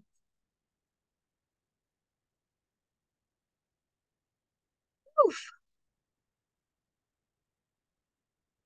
Oh my goodness. Yeah. So the chart, oof, there's so much energy with this. The chart is such a beautiful tool to identify core root issues, not only for our inner self, but the collective. It's a mirror of the collective consciousness. I mean, I can't believe this. I mean, it has Jupiter, the biggest planet, the biggest benefactor in Aries, the planet of war and conflict, opposing Sun, Moon, and Mars in Libra, which is harmony, it's relationship, it's feminine. And so we're really dealing on a collective level with addressing old Jupiter retrograde, the past, old conflict. Old conflict. We're purging it out of the energetic body of the earth. Now, does that sound like an easy work? Does that sound like a gentle, easeful time right now? Okay, so I want you to be prepared that there's so much, right? That on a collective level, we are collectively going through. And thus, perhaps by knowing this, what we feel, we can heal. What we feel, but we do not allow, or we resist, or we don't understand or understand, we often take on. So if you can be willing to be brave enough to face the intensity of what is actually going on and hold space for it, like we are in this moment, maybe we're actually touching the root chord of it, and our lives will get lighter and freer now. Because instead of trying to figure out what it is that we're feeling in the collective, because we're all super feelers out there, all of you are very psychic and very intuitive and energetically aware. Perhaps we're going to be able to start transmuting this. Just simply knowing, wow, it's not just me. Right? It's not just me. This is an actual thing that collectively on our planet, we are transforming. And as Jupiter goes direct, that's going to mean the energy is going to start being less retroactive and more forward active, which means maybe we'll come to some kind of a peace treaty or agreement. Maybe the feminine masculine, the Aries and Libra, will find a way to get along together. Yeah. Okay, Karen, I think you've had your hand up now for a minute. Please go ahead.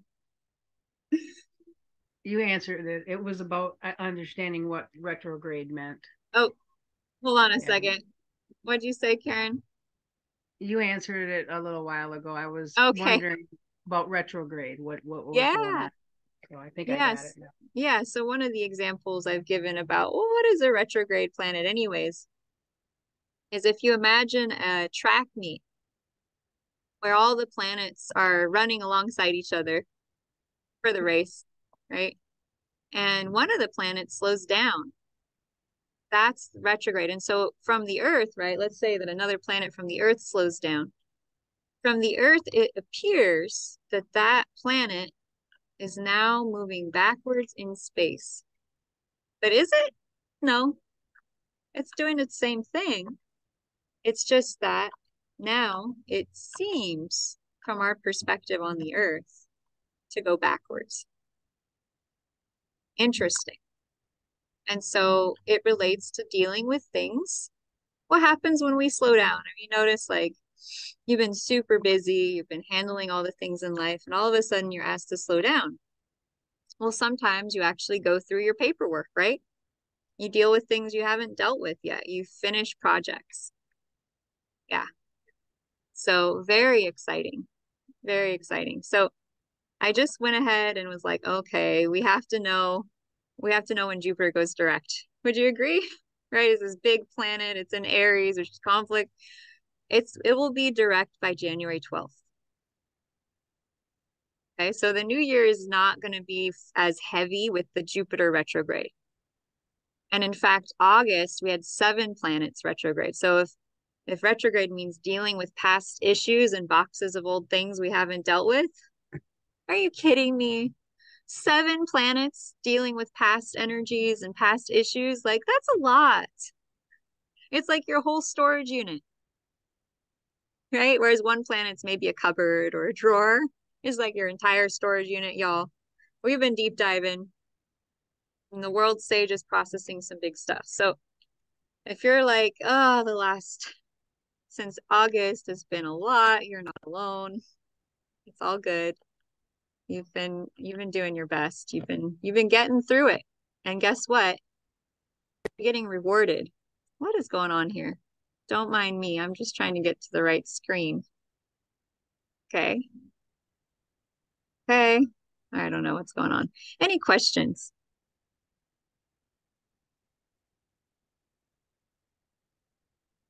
Go ahead and unmute. Yep. Angelique's sharing something in the chat. Let me see if I can open the chat. Do you want to just share on the video? Sure. Okay. I'll be a little brave here. Be brave.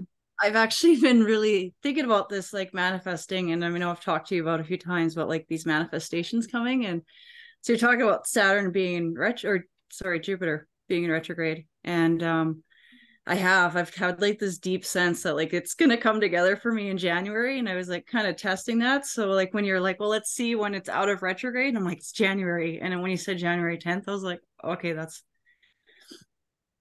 12. It's yeah. pretty cool. Yes. Yeah. No, I I felt that. I've been feeling that for a while. I'm like, oh, why January? I'm like, can I make it like December? And I'm like, it's January. So anyways, I I think just a thought that lot. was really cool.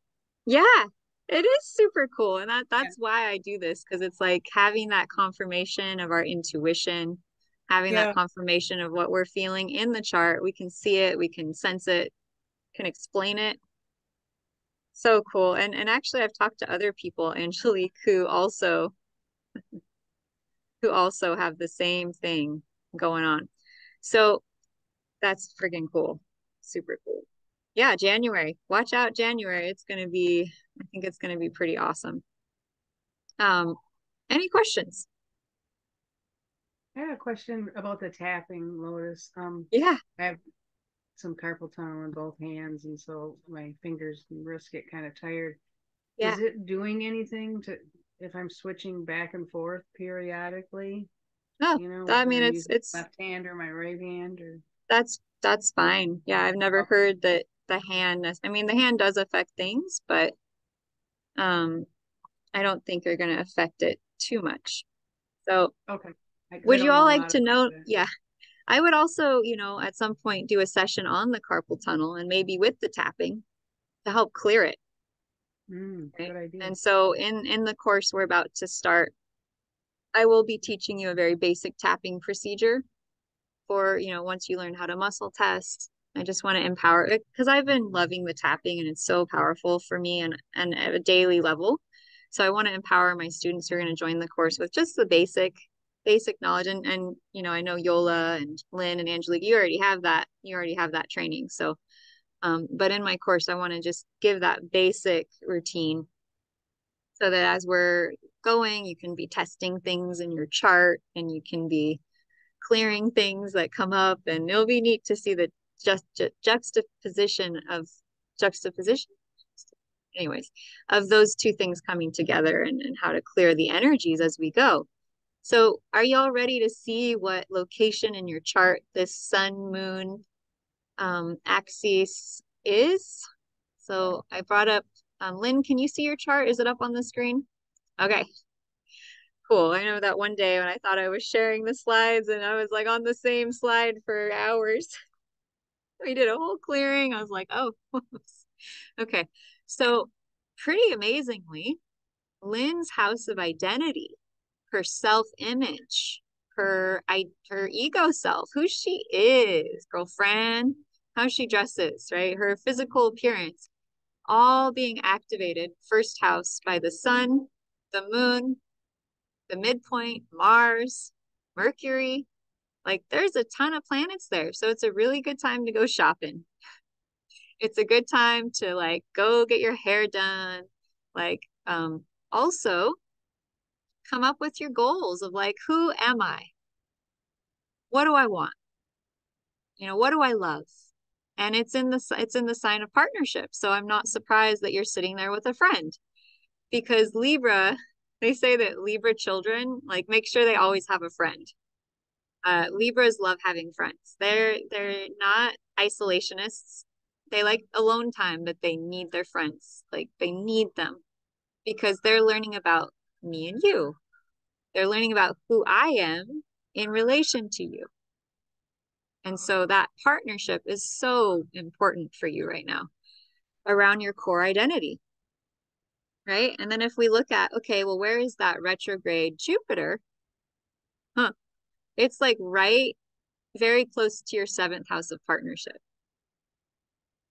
So that could mean things with your husband, things with your relationship, things with your masculine partner, or teachers who are men. You're dealing with things from the past until January, and then it will get easier. Okay, it will become a benefit, right? So with the retrograde, it's a bit more of a challenge, but it will smooth out into January. It'll be easier for you with Jupiter getting out of retrograde, less past stuff and more forward stuff. So it's a good time to focus on masculine related, leadership related things around your partnership and around your health. so that when January comes, you can be open to receive all the gifts and blessings that want to come to you. Yeah. You want to share how that lands for you? Yeah, wow.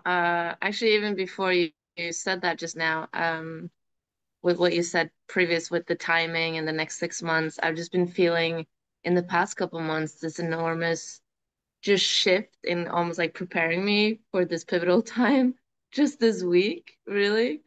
Um, and identifying that, yeah, I have my identity in Libra, and there's so much that I identified this week that I need to kind of work through, especially masculine related, both trauma and just um yeah, issues both with kind of myself, my dad, and I'm going back to Norway in like a few weeks.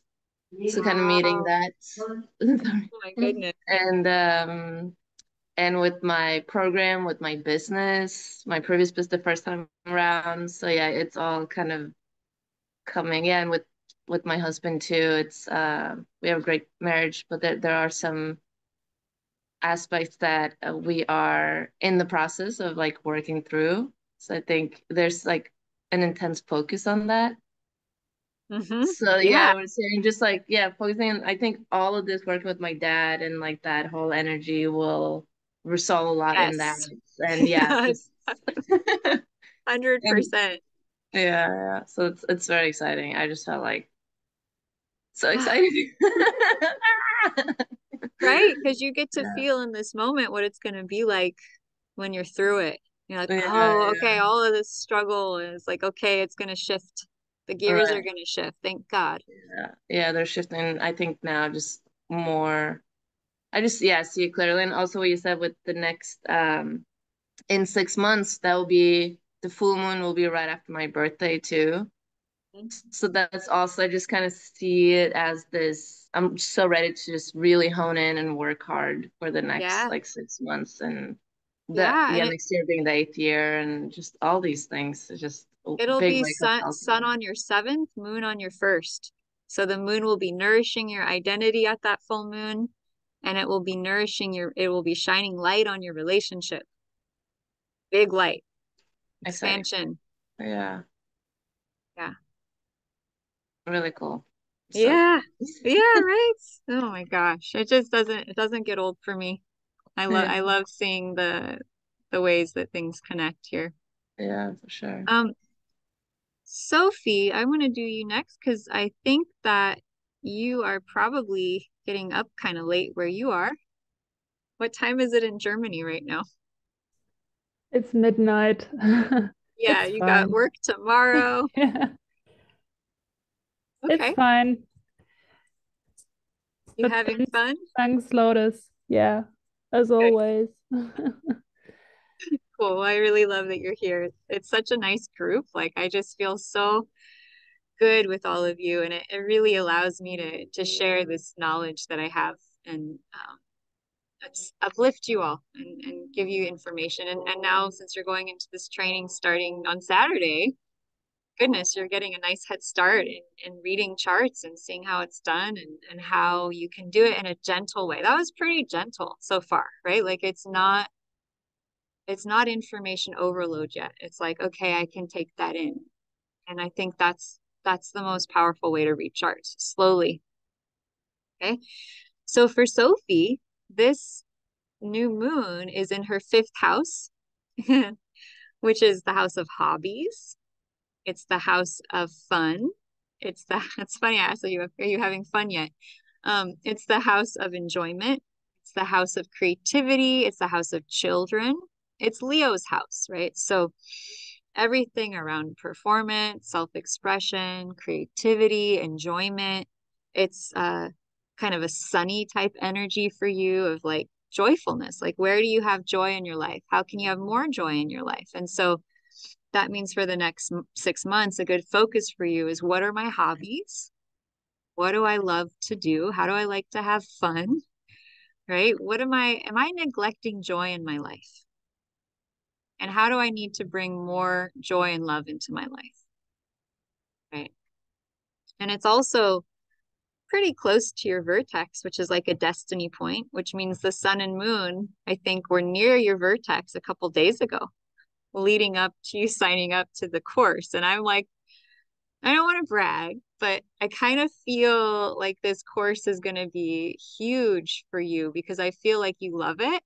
I feel like you love doing astrology. And so having it in the house of what you love and a hobby, it's pretty beautiful. So that means you're going to be getting this new skill and talent to be able to share with other people, which can be a way to make money, which is really cool. And I think a lot of us, we may avoid joy in our lives because we're trying to make money or we're trying to work really hard. And so having so much energy and frequency and vibration posted up in that house of joy and the house of your hobbies, it's a really good time for you to put energy into that for the next 6 months. And who knows what kind of cosmic dividends that will bring for you and for, you know, the things in your life that you're wanting to create. And, you know, they say that to just see the step that we're on, then we can go farther. And I can't tell you how many times I haven't known what I was doing and I just went out there and I had to wing it. And yet I noticed as I was doing it that I was being guided every step of the way.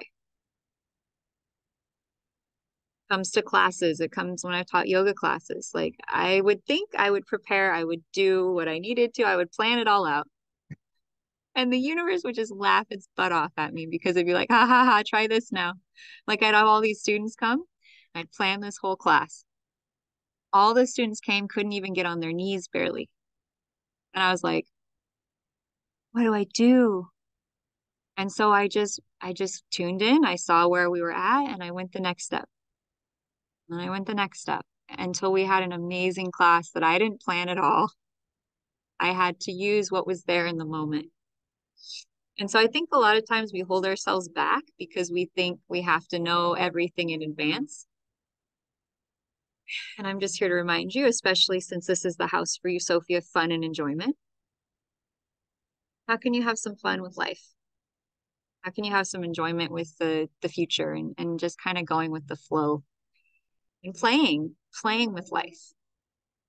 Like we just get so stuck in the seriousness of life. How can we play with life a little more? And how can you invite in some female friends to do things with, right? And to talk with and to connect with? That might be something really important for you in the next 6 months. Now, if we were to look over at her Aries house where Jupiter is, it's in her 11th house of the community. So that can relate to having leaders or teachers who are in the community and benefactors. And maybe you have some past life, or maybe you have some older experiences with teachers or leaders in your life that were not beneficial. And Jupiter tends to relate to a masculine energy in the father. And so Jupiter can relate to father issues. So with Jupiter retrograde in Aries, which is kind of a conflictual father type energy, you might have had a violent father.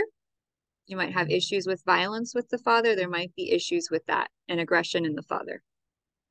And it's affecting the house for you, Sophie, of the community.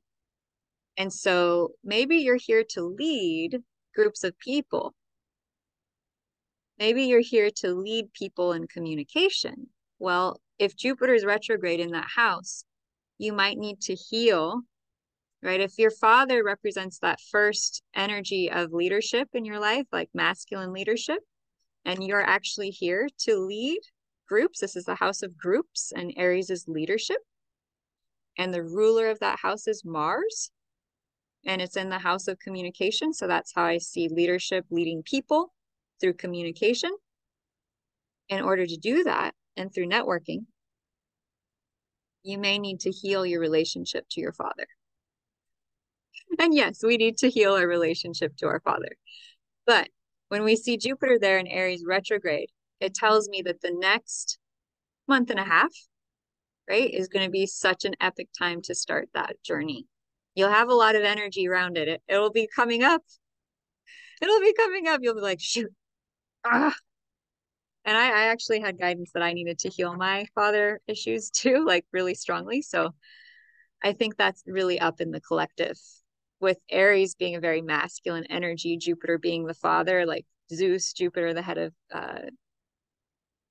Greek mythology, the head of the family, right? Yeah. How does that land, Sophie? Any thoughts? Yeah, it's accurate. So I've been doing some research on my Chiron placement. Yep. And like, please correct me if I'm wrong. But with there my he is. Chiron in my fifth house, Yep. and with my Chiron in Virgo, I've made some notes. I Yeah. think like it could signify like a problem with finding ways to enjoy life, and like pleasure is forbidden, and like not being able to create. So I think these would be like things to concentrate on, and like, you know, like you mentioned, it will be like 6 months of enjoying life. So yeah, maybe it's time. It'll take about 6 months of focusing on releasing the blocks to enjoying life, exactly. right? It gives you a window of a focus. Yeah. And which arena of your life it's going to be good to focus on. How cool is that? Right? We're trying to like, what do I work on? I love how much of a map this is. I can't even tell you how many times it's given me clarity and helped me to just feel like I had a direction, right? It's such a good compass and so cool. I didn't even know, I couldn't quite see it in this lighting that it was actually in the fifth house. And so amazing that you have both Chiron, which you wrote me and you're like, I really want to work on this Chiron stuff, right? And any of you who've been through the 5-day mastery training, you see class number 4, you'll know why everyone in the class wants to know about Chiron and how to heal it, because it's like a pivotal thing in the chart. It's a pivotal point that assists us in unlocking and getting to the core root issue.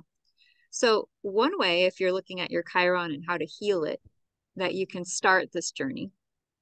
I shared my story, but I didn't really go into, well, how do I do it, Lotus? Is to look at the sign that it's in, right? And it's in Virgo. And then this is where knowing what body part the sign is associated with becomes super powerful. And so the sign Virgo relates to, okay, prepare yourself for this, to the stomach and to the intestine. So one way that you can start looking at healing your Chiron wound is to begin healing your stomach. And so working, I know you're with Theory, who's just trained in this most powerful energy clearing technique ever, which I will be including some lessons in it in my 13-day class. So which will be helpful for you as well. To learn it from me will be a little different, right? A little more intuitive based. You could say, Theory, please give me a session on working on my stomach, working on my intestine, working on my electrical system, or the nervous system, because there could be coded in your stomach, your intestine, or your nervous system, that trauma might be stored there.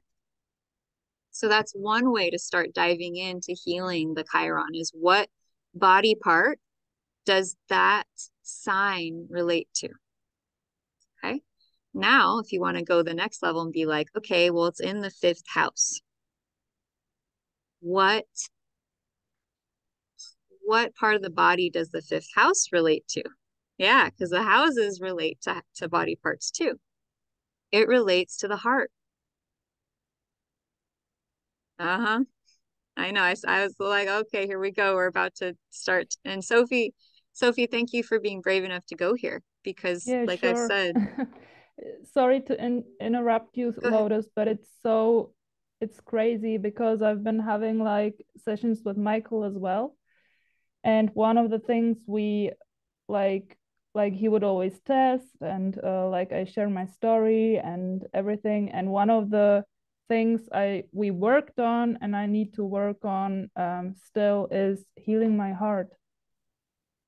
So it all connects. Yeah, that's amazing. I'm just emotional right now because Me too. to have something that can begin to pinpoint this stuff for you and confirm it and affirm that this is like a very deep core issue. I mean, how many years of therapy could this save for people? And how fast did we just tune in? Like, how fast was that? It wasn't a year. It was like 3 minutes.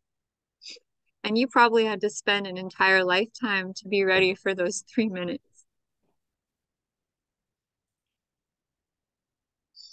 How many of you, right? You just had to spend literally your whole lifetime to be here right now and to be able to be getting this information and all of the time and effort and emotion and challenge you've had to go through just to get here to suddenly have that information show up.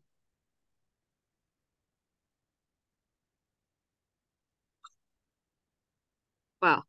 It's interesting when the emotion comes on and you're not at all expecting it. And I'm just so happy.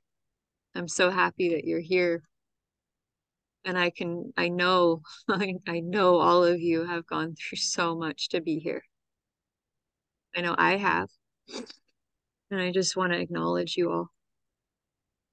I want to acknowledge you in your journey. And I want to acknowledge that it's time for this information you need to heal. It's time. Okay? It's time now. It's time for the information to come through for you all. Because you've been through enough. It's time to heal now. And that's what I get. And that you're here for a reason. Because you're probably going to be someone who takes this work to other people and be able to use it as an amazing diagnostic tool.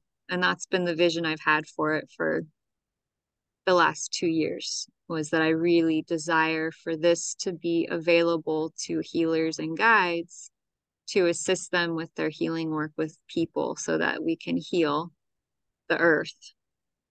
We can heal everyone, right? Everyone can have access to healing. Like I walk down the street and I see people suffering and I see the future of having enough money and enough resources so that every single person can have access to these tools that we know about. Because it's not fair and it's not right for anyone to be suffering like they are. And so I'm so grateful that you're here because I know that we're all on this similar path to bring healing to our planet. And I'm so incredibly grateful that we have these tools, that we have the ability to use this map or whatever map we find, our intuition, to guide us to what the issues are to heal ourselves. And then once we start healing, what happens? Like, don't we just want to go out there and share it? Like, we just want to give it. Once we're feeling better and like we can think, we just want to share it. And I'm so grateful for each and every one of you being here because I know that we're creating miracles. We're creating transformations and we're creating a new possibility for a new world. Right? Imagine if therapists had this tool to identify their client's root issue without having to spend 20 years in therapy. That's how I felt when Sophie, when I kind of got clear on my wound. The depth of like, oh my God, I can find this out. I spent 4 years getting my psychology degree. I got my degree in hypnosis. I learned tapping. I learned how many layers of things to find the friggin' root of my issues and actually start to heal. And the fact that I was alone by myself and I'm like, oh, okay, look at your chart. You're really lost right now. Like, look at your chart. Okay, look. And I saw my Chiron and Taurus, the throat, and then it all friggin' came together in this like crazy aha. And it only came together because I'd made the decision to do this 5-day challenge with you all. And I was being pushed beyond my normal amount of capacity to grow into who I am. it pushed me. I was like a toothpaste container, and I was being squeezed out. And so thank you all for being a part of this journey that I'm on. Your presence. Yeah, it's incredible. It's like I feel like we're witnessing miracles in the making and possibilities coming for ourselves and for those we assist with the work we know. And it's interesting because it feels like such a divine combination of using this as a map and then having the energy clearing tools that can unlock the chakras, that can unlock the dantians, that can clear out the physical gunk that the issue created. Okay. Woof. Transmission complete. Okay. Woof. So much emotion. Okay. Lynn, go ahead. Yeah, wow, that was very powerful to listen to. Just being so vulnerable. I can really relate to having a very closed up heart. I was working with this one spiritual lady who said that I was imagine frozen, that my heart was like sapped and like cold. And the day after I went to a sauna and I literally, my whole body was so hot, but I felt like the coldness in my heart and just like was breathing it out. It was it's kind of wild. Yeah. So I know that there are, you know, methods to opening up and like warming your heart. But I think, yeah, the heart space can be so closed up without us even really being aware of it. Yeah, it's kind of crazy. I have to go now. Yeah. It's my family is my Yeah. in-laws are Indian and it's Diwali It's celebrations. Diwali. It's time to go. Yes. I need to Yes. get all shiny and sorry and No problem, Lynn. We're yeah. happy you were here. Go play. Go have Yeah. fun. We're almost done here anyways. We'll just get through a couple of y'all It and was be a free. amazing call today. Thank you so much, Lotus. You're And welcome. thank you all of you. Yeah, we love Bye, you. Lynn. Bye. Have fun. Nice to see you, Anna. Send your birth info, okay? We'll Okay. get you a chart. Okay. Thank you. You're welcome. All right, Karen, go ahead and we'll get you all out of here pretty soon. Yeah, I just wanted to share something that I found out about through Dolores Cannon. I don't know if anybody knows her, but you can Google her. She's on YouTube. She's passed away now, but she did past life regressions with people for 40 years. So she really had a lot of experience through people being hypnotized to draw on. And she discovered that, well, I think it's kind of common knowledge now that we all made a contract with God before we came down here and with our guides. And she also has a good sense of humor. And she described it like this: when the discussion was going on the stars about coming down to this planet Earth, and other people are like, oh no, other alien beings or our star seeds, you know, we're like, oh no, I don't want to go. That place is crazy. I don't want to go there. We're here. So that we were the ones that were pushing and shoving everybody out of the way and running to get to the front of the line and saying, pick me, I want to go. I can do it. So it's helped clear up a lot of the mystery and the fear of the unknown and why I'm here, so that I'm more empowered to do the work, because it's not just me, it's not just for me, it's not just about me. That's what I wanted to share. Okay. That's beautiful. Pick me. I can see that. All right, Sophie, go ahead. Yeah, one last thing, because you mentioned like the abusive father, that's also pretty accurate. So like since Friday, since our last call, I've been like looking into my chart, and like a lot of stuff from the past came up, like it, you know, and yeah, I had like a pretty abusive father who was aggressive. So that would kind of like match your interpretation of my chart, that it's still like something I need to clear.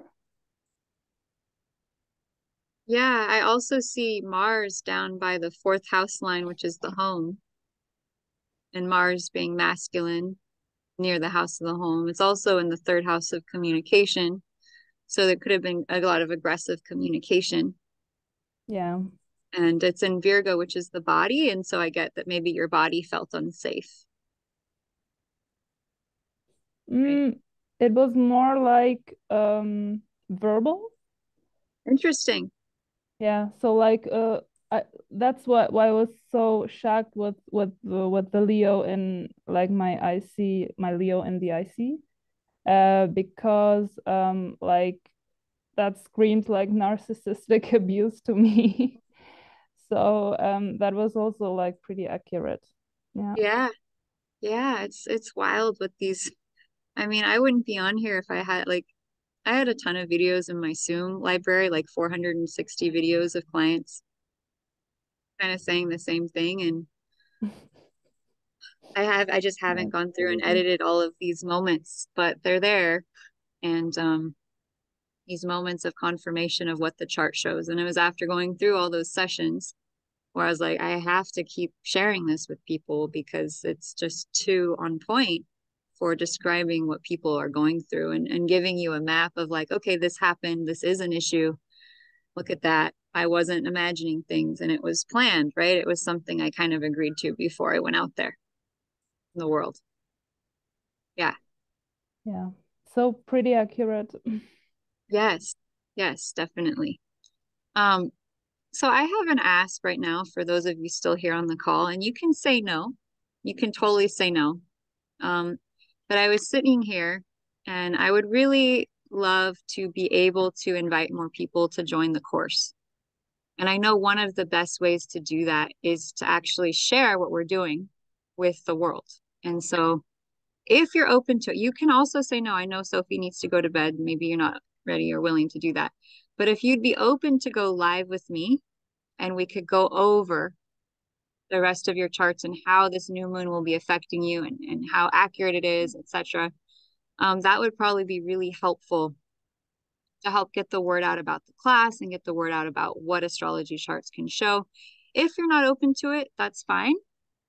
If you are open to it, please let me know, because I know I'd like to get you off the call, and so I'd rather do it sooner than later. Anyone want to share how that feels? And I totally respect completely where you're at and how you're feeling. It came to me and through my intuition. I was like, okay, I will listen. So, would you be, with it? Karen would be okay with that? Yeah, okay. Yeah. Sophie, Angelique, I know Sophie, you need to go to bed. Like I could do like another hour. No. It wouldn't be that long. Okay, so yeah, long. let's do it. I was just thinking like 15 minutes. Just like, Okay. hey everyone, these are graduates of my 5-day 13 sign astrology challenge. We were just finishing up the end of our new moon call and activation. Angelique, how do you feel? Are you okay with that? I was actually hoping to hop off soon. I need to make a phone call. Okay, yeah, that's fine. So before we jump on live, I will just share your info with you. Does that work? If that's okay. Sorry. Just No, that time of day. I want to know the truth, not you to make me happy, okay? That's I like making you happy. that's really sweet. Angelique, you've really become a really dear friend in the last many months, and I have a feeling Karen and you have as well, and I'm just so grateful for all of you. It's such a gift to get to share my work with you. It is, and I feel a divine friendship with pretty much all women, and you especially, all of you healers and teachers and guides. I feel such a divine bond. So thank you. Thank you for being here. So I remember the first time we met, I was like, wow, I feel like I know you. I was like, I think we were like nuns I remember together that in a too. convent. I was like, I feel us having been like praying together and Yeah. connecting to God for lifetimes, right? Mm-hmm. We're free though. We're free of that convent, y'all. We're free. We get to make Aho. our own free way now. So, Aho. aho. Wow, Miss Angelique de Fremont. Holy Mother of God. Your sun and is exactly conjunct the new moon tomorrow. Exactly. On my And birthday. on your birthday. Yeah. Conjunct your sun, conjunct your moon, conjunct your sun moon midpoint. Mars is conjunct your Uranus. Wow. Wow. Okay. What does that mean? Well, the sun and the moon and the connection of the sun and moon together are affecting your sun. And it's in the house of communication. That tells me that you could be creating some kind of dynamic partnership around communication, getting out there in the world, right? You might have someone you're going to partner up with, you're going to team up with, that really brings everything together. The sun, the moon, right? It brings together Mars taking action. So I would look up the third house in Libra. I would look up having the sun in Libra in the third house. I would look up having the moon in Libra in the third house. I mean, relationship and communication, huge. Partnership, marriage, communication, social media, getting your message out, partnering up with someone to get your message out, teaming up with someone to get your message out. That's really powerful. However, we have Jupiter retrograde affecting your Chiron. So there could be a past life trauma, especially with a masculine being, a teacher, a guide, a warrior, that is affecting your ability to create that partnership in communication, where you need to heal that trauma from this past life with them so that you can create the joyful, harmonious relationship and communication that you're going to create. It could also make marriage and relationship top of your mind right now.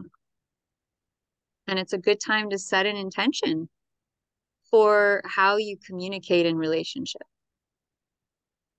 And in fact, relationship and communication are super key parts of who you are, because that's where your sun sign is, right? Like you're really here to create communication and relationship, right? So you could be someone really good who works with couples, helps couples communicate better.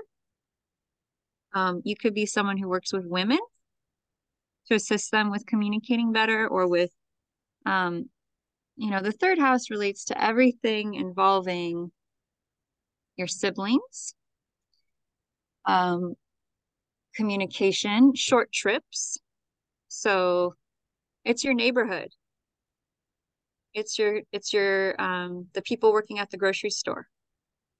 It's the internet. It's those text messages, constant communication. The cat. Hi. You gonna say hi to Lotus now? No, you gotta say hi.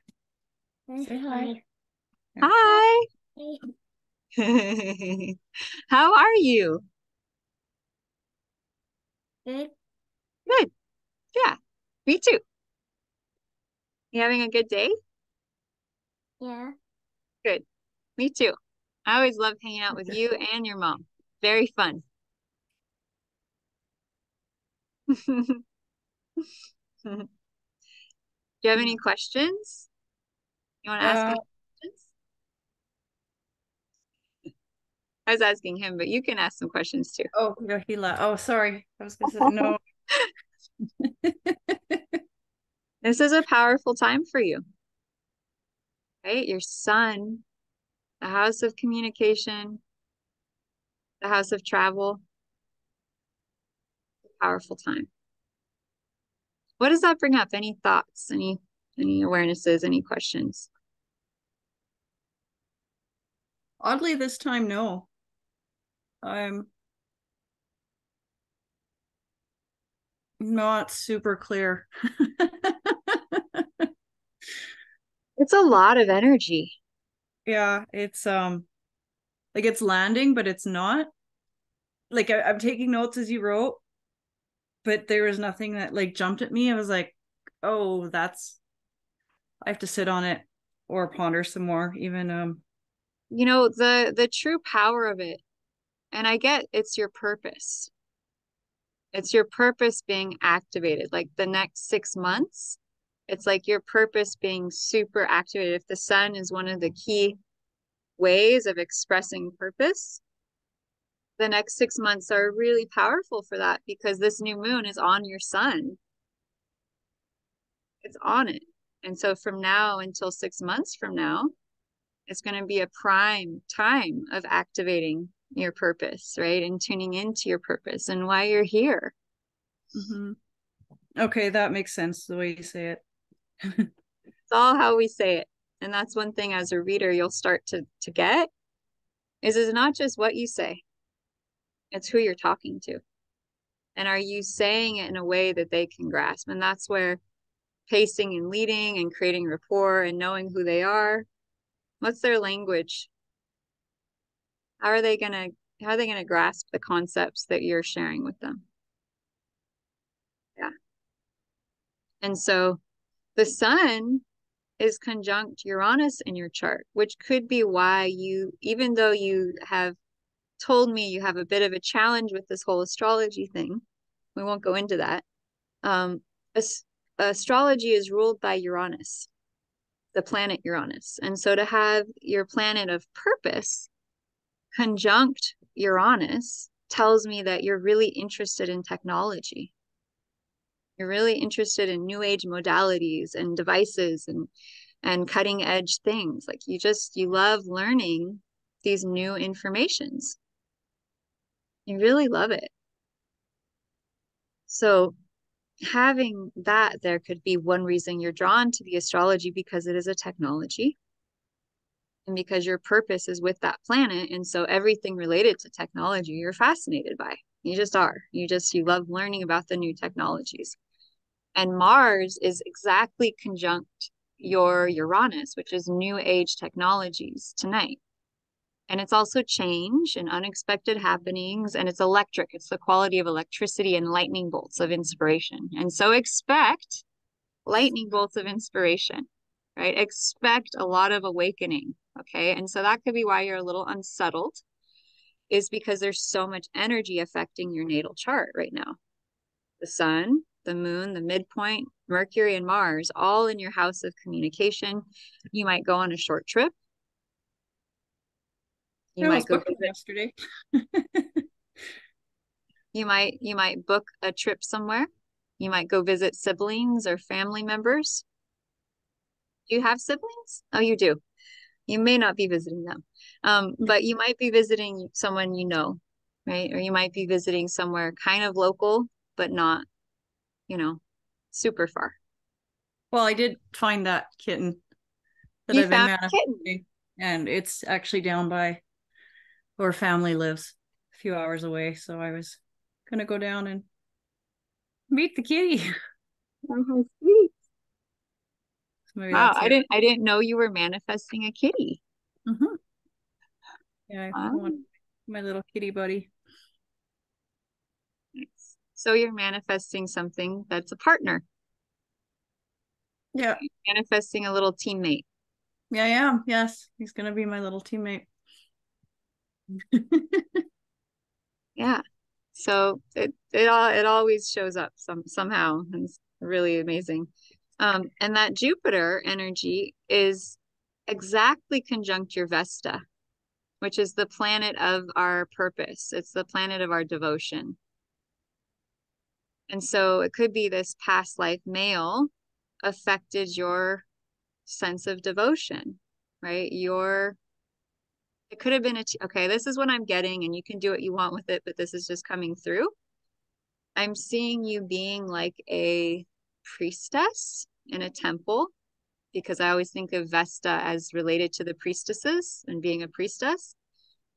And I'm seeing a teacher or like a higher level masculine person in the temple structure that you have something you need to heal with. Conflict, anger, maybe someone you really cared about, but maybe there's some anger there around how they treated you. And it could be affecting your abundance, because Jupiter is the planet of the millionaire. And so sometimes in past lives, if we had teachers or guides who we were in conflict with, and we're still carrying that conflict, and the masculine can represent how we take action in the world and how we express leadership. So if you had conflict with that higher up masculine authority, it could mean that it's blocking your ability to step into your own leadership now and really manifest your abundance, because it's like this old conflict, right? Where I say, who do you need to forgive that's blocking your ability to create or manifest?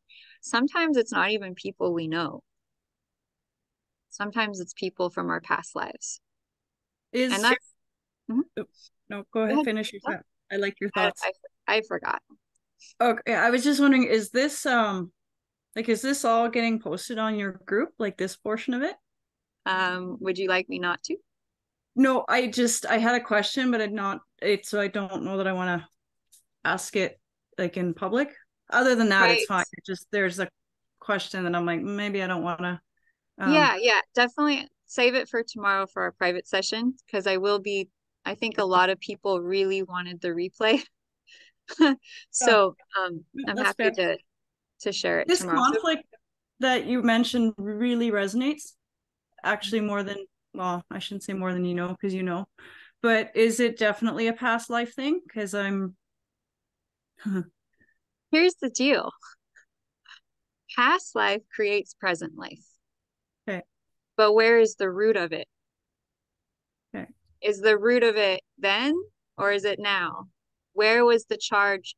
So sometimes we'll have this crazy past life experience with someone, and it's so intense.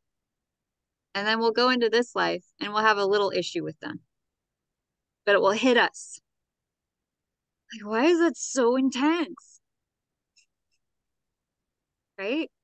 So it's usually the root is deeper, and it behooves us, if we want to really get to the clearing of something, to find out where does it stem from. So I'll be leading in the masterclass starting Saturday, November 18th.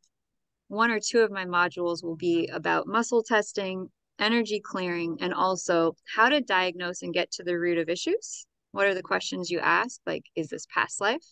Is this ancestral? Where did it stem from? To help us when we come to an issue in the chart.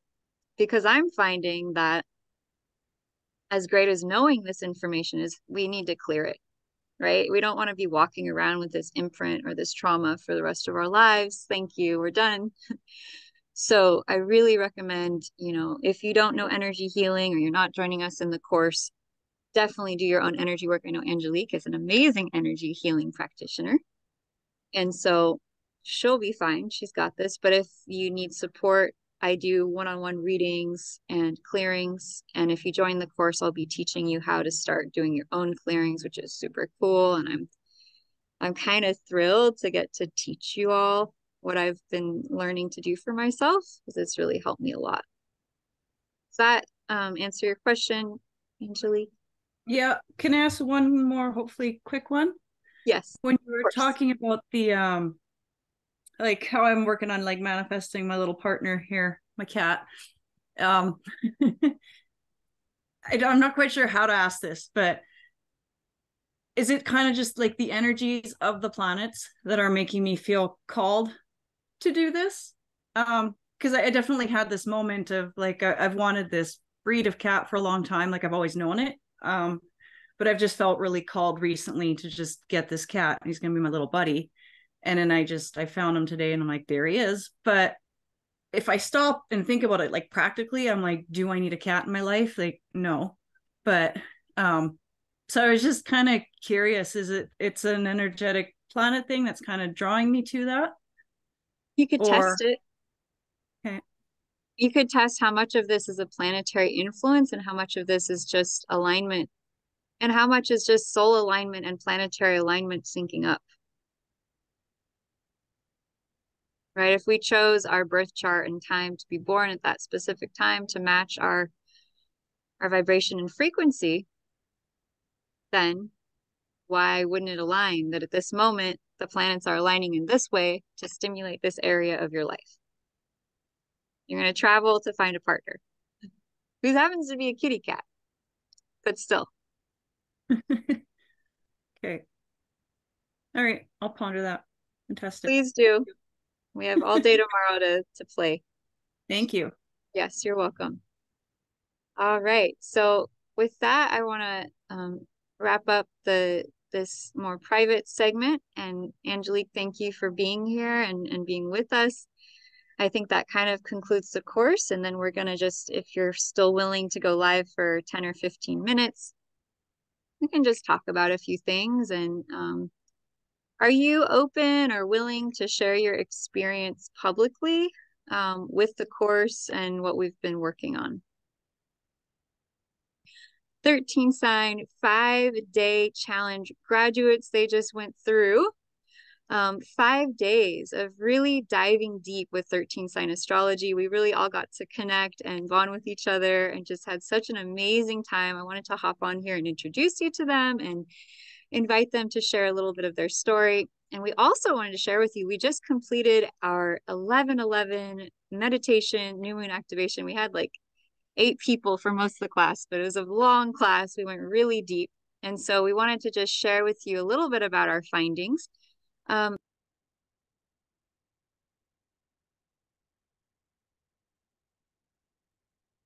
think we lost her. Hopefully she'll comes back. Yeah.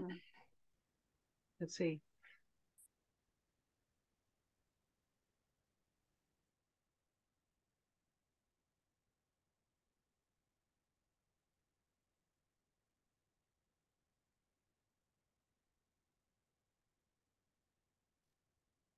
All right. Aloha, everyone. We just got kicked out for a minute. So welcome back. I guess this information is just too exciting. And the universe was like, whoa, because the power is so amazing of what we were just tapping into and tuning into with the power of 11/11, the energy of completion and union, 11/11 representing the union of the divine feminine, the divine masculine. I'll just go ahead and share screen here for a moment.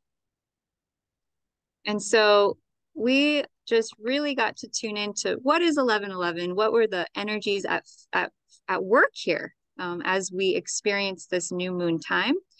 And it's the new moon coming up at 1:27 a.m. Pacific Standard Time tonight. It'll be on November 13th, 1:27 a.m. Pacific Standard Time. And it's going to be in the constellation of Libra and the moon also in Libra. And so I just love to know, Karen, Sophie, what were some of your biggest takeaways? Did you have any realizations here? What was the course like? Would you just like to share with people kind of some of your experiences over the last, say, 5-day challenge, getting to know 13 sign astrology, and then today seeing how that 13 sign astrology can be explained for what we're dealing with this new moon energy and the 11/11 portal. I'd just love to hear from you, any takeaways or things you'd like to share.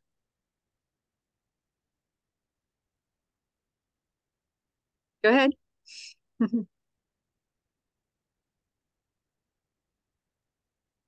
So I really love the 5-day challenge.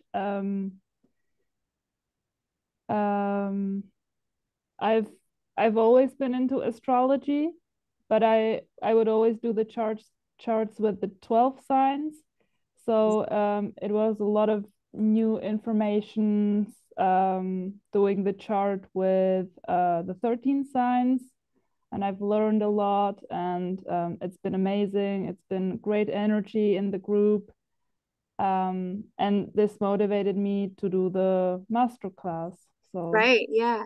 Yeah. So everyone out there, we are going to be starting a masterclass starting November 18th. It's going to be a 13 class masterclass for the 13 sign astrology, where we're going to dive deep into what does our astrological sign show us and how can we embody. And so this is kind of a fun little astrological statement game. You know, sometimes you see those things of like, what is my sign and what does that mean about me? So whatever, you know, if you know your ascendant sign, right? You have Aries rising, Taurus rising, Gemini rising, right? Sophie, what's your rising sign? Is it Gemini? Taurus. Taurus. So it would mean that you are a stable with your sun in Sagittarius. Seeker, with your moon in Gemini. the land of the agile ones.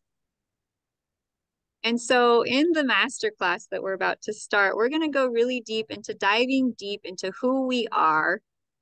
What is our purpose? How can we utilize the 13 sign system to really tune in to our purpose, to really follow that seashell of creation, that spiral into more and more of who we are? And so this is a fun game, but astrology acts as a symbolic journey of the archetypes. And so we're going to go through all of the 12 houses in this training. We're going to look at all of the planets, all of the asteroids. We're going to look at the signs and how all of this relates to each other. And so I have a really amazing offer on the table for those of you who want to join this masterclass that is good until 12 midnight tonight. So if you want to train in astrology, if you want to become certified in my method, how to basically reveal purpose, life path, how to discern people's best way of making money, how to do readings, right? How to actually get out there and use 13 sign astrology as a business, as a at home, do it wherever you want, whenever you want business. Then this course might be something you're really interested in. And I have this amazing offer to join it, to get certified in my method, and it will be up until 12 midnight tonight. And it's Sunday, November 12th. It's right before the new moon. It's an incredibly powerful time to set an intention for creating something new in your life. And so these are two of my brave students who took the 5-day challenge and are joining me for the masterclass.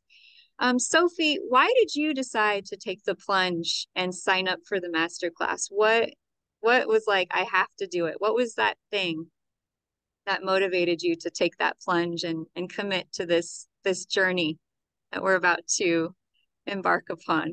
Do you remember the moment?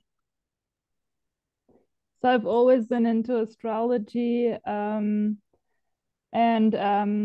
me and my partner, we had a partner reading with Lotus, which was very inspiring. And my partner, who is also working with Lotus, has been motivating me into doing the astrology masterclass, and he would tell me that I would be suitable for it and that I love it. So that's why this encouraged me to take the plunge and to really sign up for the masterclass. Yeah. Have you been having any breakthroughs or realizations over the last 5-day challenge that kind of added to why you felt like joining the masterclass would be a good idea? Sure. I have been looking at my chart, and I find that the chart is it's like everything is written black on white. It's so accurate, and I think like if we look into our charts and we look at our traumas and like challenges in our lives, we address these issues, we can heal and be the best versions of ourselves. Yeah. So it's a beautiful way to address the issues and to heal. Yeah, yeah, and it's been so amazing. I was able to share with you all how recently when I was going through a really dark night of the soul the last month or so, I was reminded again, after many years of being reminded again, to go back and look at my 13 sign chart. And I started looking into it. And I was able to discover and discern by looking at a very specific point in the chart that I'm going to be teaching about in the master class, what my deepest core wound was that was coming up again and again and again, especially around communication and speaking my truth. I had a huge block there. And whew, it's pretty amazing. But by looking at my own chart, I was able to reveal which part of my body. And actually, it's usually there's a past life trauma related to it and what the past life trauma was. And I've been working on it. And I've been having incredible breakthroughs and healing. And it just was so powerful and transformational. I said, I have to do a 5-day challenge. I have to get out there and I have to share this work with the world. Like, it's not time to sit and wait. Like, it's time is now because there are people out there who want to heal, right? There are people out there who are ready to heal. There are people out there who want to know how to heal. And so not only will I be teaching the map, the most accurate map from the stars of how to heal, but I will also be teaching like 2 modules on a very powerful healing modality that combines many modalities in one that I've been using for many years. And it's my own healing modality for tapping in and tuning in and clearing ancestral and past life traumas. And so I'll be teaching the students in the masterclass not only the astrological information and how to find these points that reveal our core wound, really reveal our biggest past life trauma, reveal things that are happening for us currently. But I'm going to be teaching my students how to begin to use healing and muscle testing and tuning in to the energy and testing what needs to be worked on to start clearing their own stuff and their own layers of old stuff that's ready to be cleared. And I'm really thrilled, Sophie and Karen, you're signing on. This will be my 3rd masterclass I've taught. And all of you were raving about the 5-day challenge and how much you learned and how easy it was to learn. And I'm just so grateful you agreed to step on with me, jump on here and just share with people your story, right? And why you're choosing to do this class and this course and why other people might want to do it. Karen, would you like to share with us your own story, kind of how you came to astrology and how you found me, and then your experience with the challenge and then today this clearing and why you chose to, take the plunge and really sign up for this 13-day, 13 sign masterclass, which we're about to embark on this amazing journey. Sure, I'd be happy to share. Yeah, for the majority of my life, I am exactly 60, going on 61. I didn't know anything about astrology. I wasn't drawn to it. I was busy doing other things. But so a few months back, I met Lotus and we instantly connected. And she shared this 13 sign sidereal astrology with me. And I was mesmerized by it, but I didn't think it was something I could learn because it just seemed entirely too complicated. And I don't know. And since then, I've had the pleasure of being on some of the free things that Lotus has offered, and still coming back to it and trying to learn a little bit each time. But with this last 5-day free masterclass that she did, it was just really starting to sink in and make sense. And I just really enjoyed Lotus's teaching because she's so interested in meeting people where they're at and answering their questions and helping them at every step along the way. And the other people that were in the class, we all became like a small family, and it was very beautiful. The healing work through the chart, finding out where my suns and moons and planets and everything are and how they connect, and how I can learn from that to work with my energy, what I've come to the gifts that I've come to this world with, how I can enhance those gifts, and how I can work on peeling back the layers of the trauma, the hurt, the pain from this lifetime and other lifetimes by working with astrology and understanding how everything is all working together in in the unified field, for our higher good. And Yeah. I'm really excited to be about to embark on this. I'm so happy. Journey.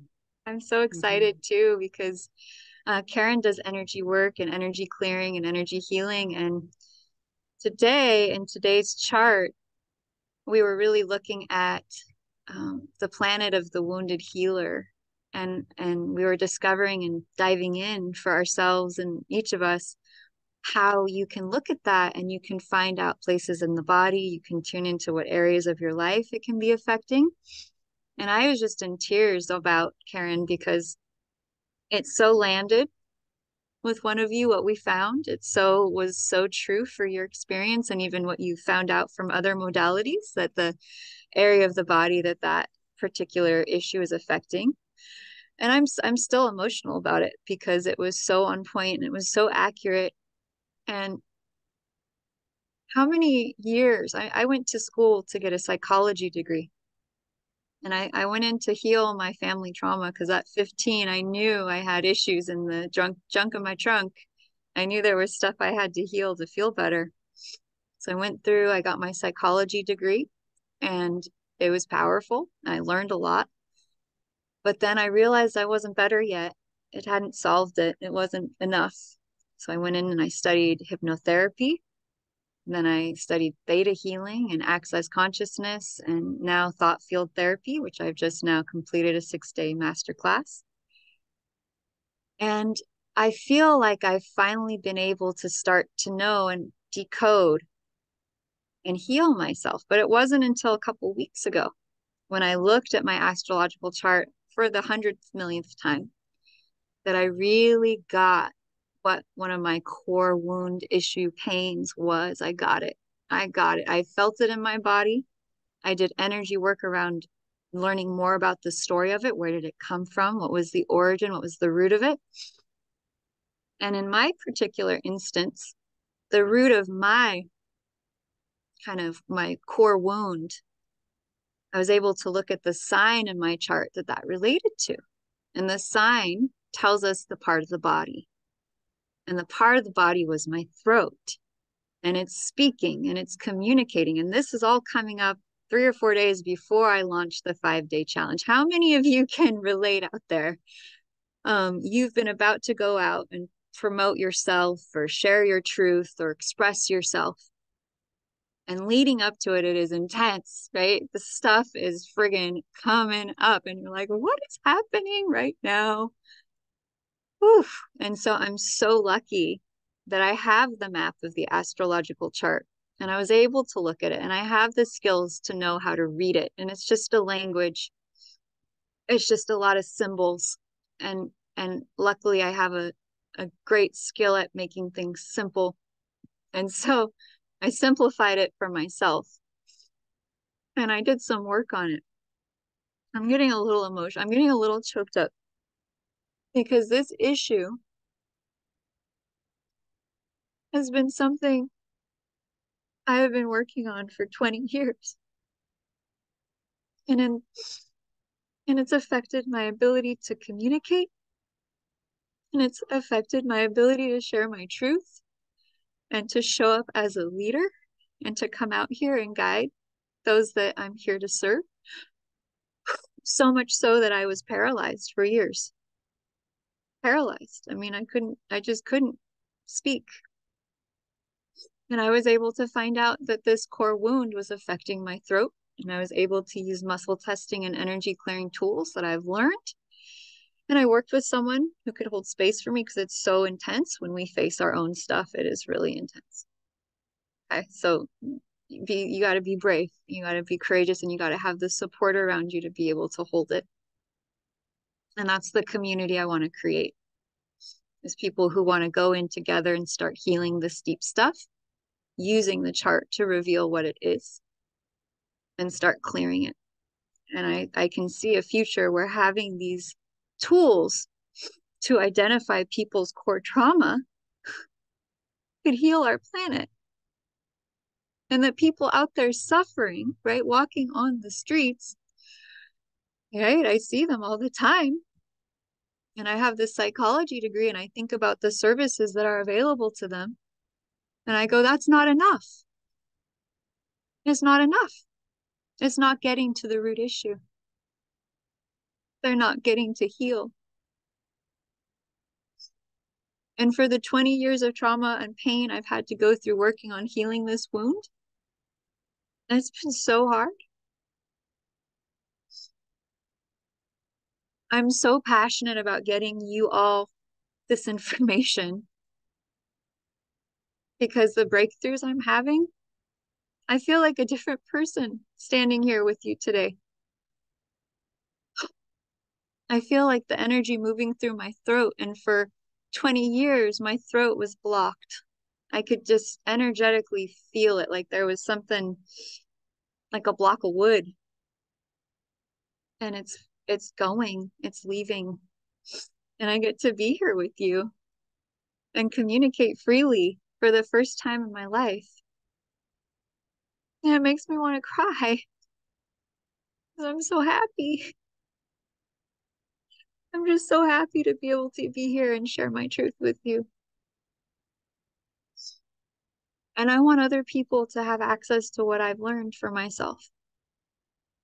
Because I spent 20 years and tens of thousands of dollars to find the solutions.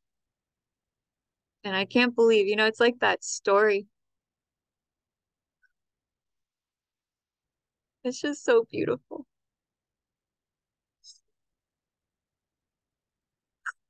It's just so beautiful when we can start to heal that thing, right? We'll have that place in our body or that thing that we're healing, right? And when you find that point that can reveal it and start to heal it, it's so beautiful.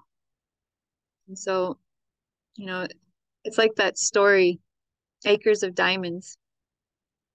And many of you can relate to this story. You go out into the world and you travel. And this in the story, the man travels as far as the eye can see to find his fortune, to find his prosperity, to find his abundance. And it's not until he comes home, he comes home to everything he's had, everything he thought wasn't important or valuable. He comes back home, and in his backyard, in his own backyard, are acres of diamonds.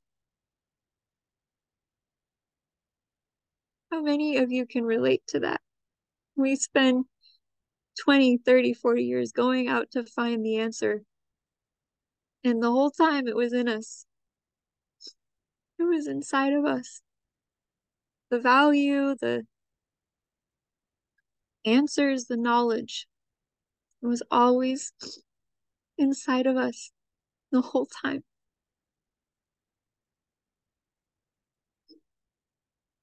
And so they say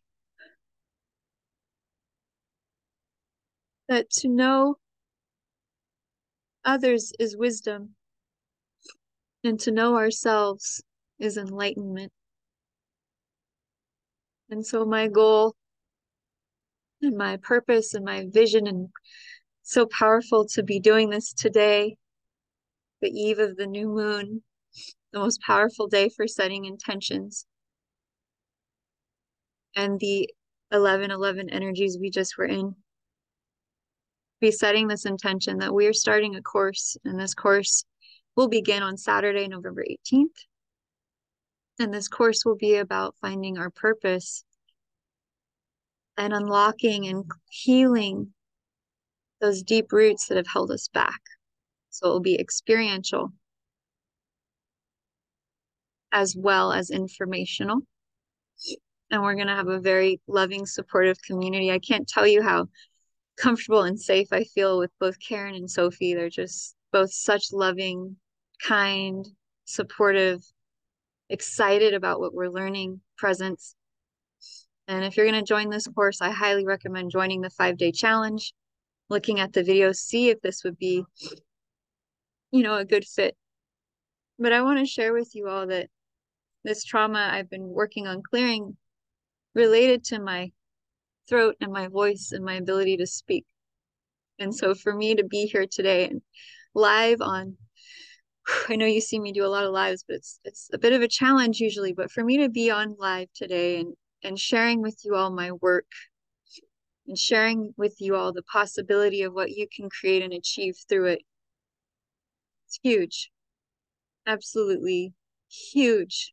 And I'm so grateful for this moment. It's like I've been waiting and praying and dreaming and hoping for this day to come for 20 years.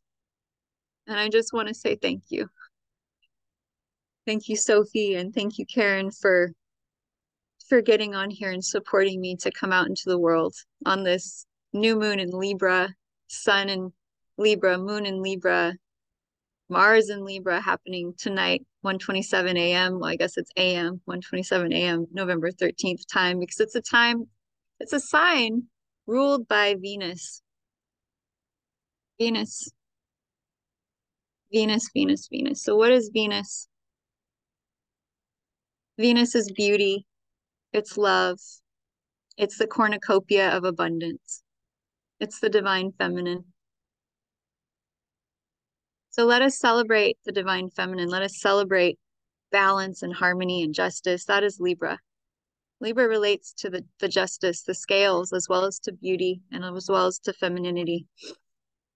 And I feel like there's a divine justice with this new moon that we are all finding and allowing in, which is the divine justice to finally get on the trail and the path of our purpose, to stand up for our power, to do it harmoniously, to do it in partnership with each other in a beautiful energy. And so I just want to thank you all for sharing this time with us.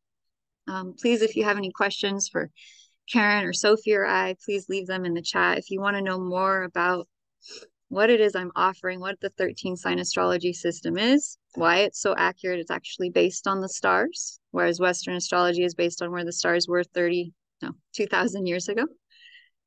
Please leave it below, and I'd love for you to join the challenge that will be up for a bit longer so you can get to know what the work is and what it can reveal. Very powerful. Sophie or Karen, is there anything else you'd like to share today with the world, with everyone watching about, I don't know, any biggest takeaways or experiences or just anything that speaks to you that you'd like to share? Very brave for getting on here. Thank you. Go ahead, Karen. Thank you, Lotus.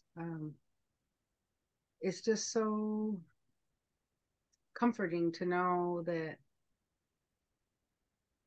whereas earlier in my life, I thought I was just this human being having a human experience, and it was all on me to do it all, be it all, and produce, and and just to know that the universe supports me in every way, and that by learning I have tools where I can steer and direct the ship, which is my life, in a better direction, rather than just kind of floating along willy-nilly waiting to see where the wind's going to blow me next. It's empowerment is what it is, to know about the astrology, where the stars are now, not where they used to be 2,000 years ago. That's huge. And I feel there's a reason that I was drawn to be here to learn this with you. So thank you. Yeah, it's such a powerful map. It's nice as women or as intuitive beings to have a structural, intelligent map or design. And they've always said map. The stars are the map of the soul, right? And we've used it to follow, to know our direction. Our ancestors followed the stars, and so they tell us so much about direction and where we're headed. And it's such an amazing, empowering map to give you guidance. And yeah, I'm really reaching out because I'd really love for healers and guides and coaches and teachers who work with clients. I'd love for you to do this training. because I know it'll be so powerful, because it's one of the most powerful identification tools to pinpoint, to highlight, to get really clear and exact on your client's map. What are their challenges? What could they improve with? How could they get better? And it's like this insider, soul level insider scoop for how to get in touch with your clients and who they are and where they're at and how you can best serve them. And so I want to share this this quote from Sri Yuktananda, who was the teacher of Paramahansa Yogananda. And he was a big follower of astrology. And he shared this really amazing quote, if I can find it. Just give me a moment. There he is. And he said, the astrological chart, right? He says, a child is born on that day and at that hour when the celestial rays or stars are in mathematical harmony with the individual karma of that child. And so the star map is literally a map of our individual karma, what we're coming in with to heal, what we're coming in with to grow into. It's a map. We can look at the destiny points. We can look at the past life points. It's such a powerful map for healers. It's a bit like an Akashic record on a piece of paper. And it illustrates and it shows us where the planets were in the sky at the moment of your birth, above the horizon and below the horizon. And in the class, we're going to be teaching, well, what does it mean in our chart when we have planets above the horizon? And that's in the upper half of the chart. What does it mean when we have planets below the horizon? And so just to give you a little sneak peek, in your astrology chart, when you have planets in the top half, it means you're more externally motivated in those areas. And when you have planets below the horizon line in the lower half of your chart, it means you're more internally directed and you're going to need a lot more time to just do your own thing, be at home, connect to your family, connect to your tribe. Okay. So anyways, I'm super excited to share all of this with you. And if you have not heard this before, the system of astrology that we're going to be sharing with you is based on the stars, whereas tropical astrology is based on where the stars were around 0 AD, about 2,000 years ago. And this is written by the New York Post. And so if you want to follow a method of astrology actually based on the stars, that's accurate to the vibrations of the constellations as we speak right now, right? And all of us have noticed the power of the moon to influence our emotion and mood and energy. So too do the other planets. And so too do the constellations, Aries, Libra, Taurus. They all have a unique frequency. Just like when we go look at the stars at night, we feel something, right? We feel something very deep. So I want to thank you, Sophie and Karen, for jumping on here. You know, it's just been so beautiful. I'm so excited that you're joining us for this 13 sign class. And there's a special deal for those of you who sign up tonight before midnight. Whoever's out there, whoever wants to join us for this 13-day event, I have a special on. Please message me, leave a comment if you'd like to know more.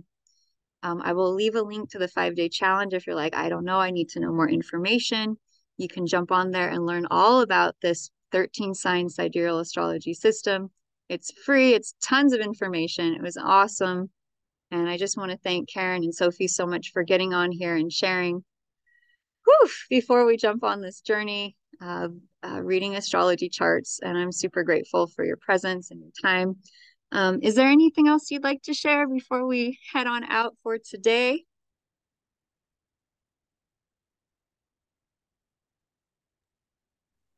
Thank you so much, Lotus.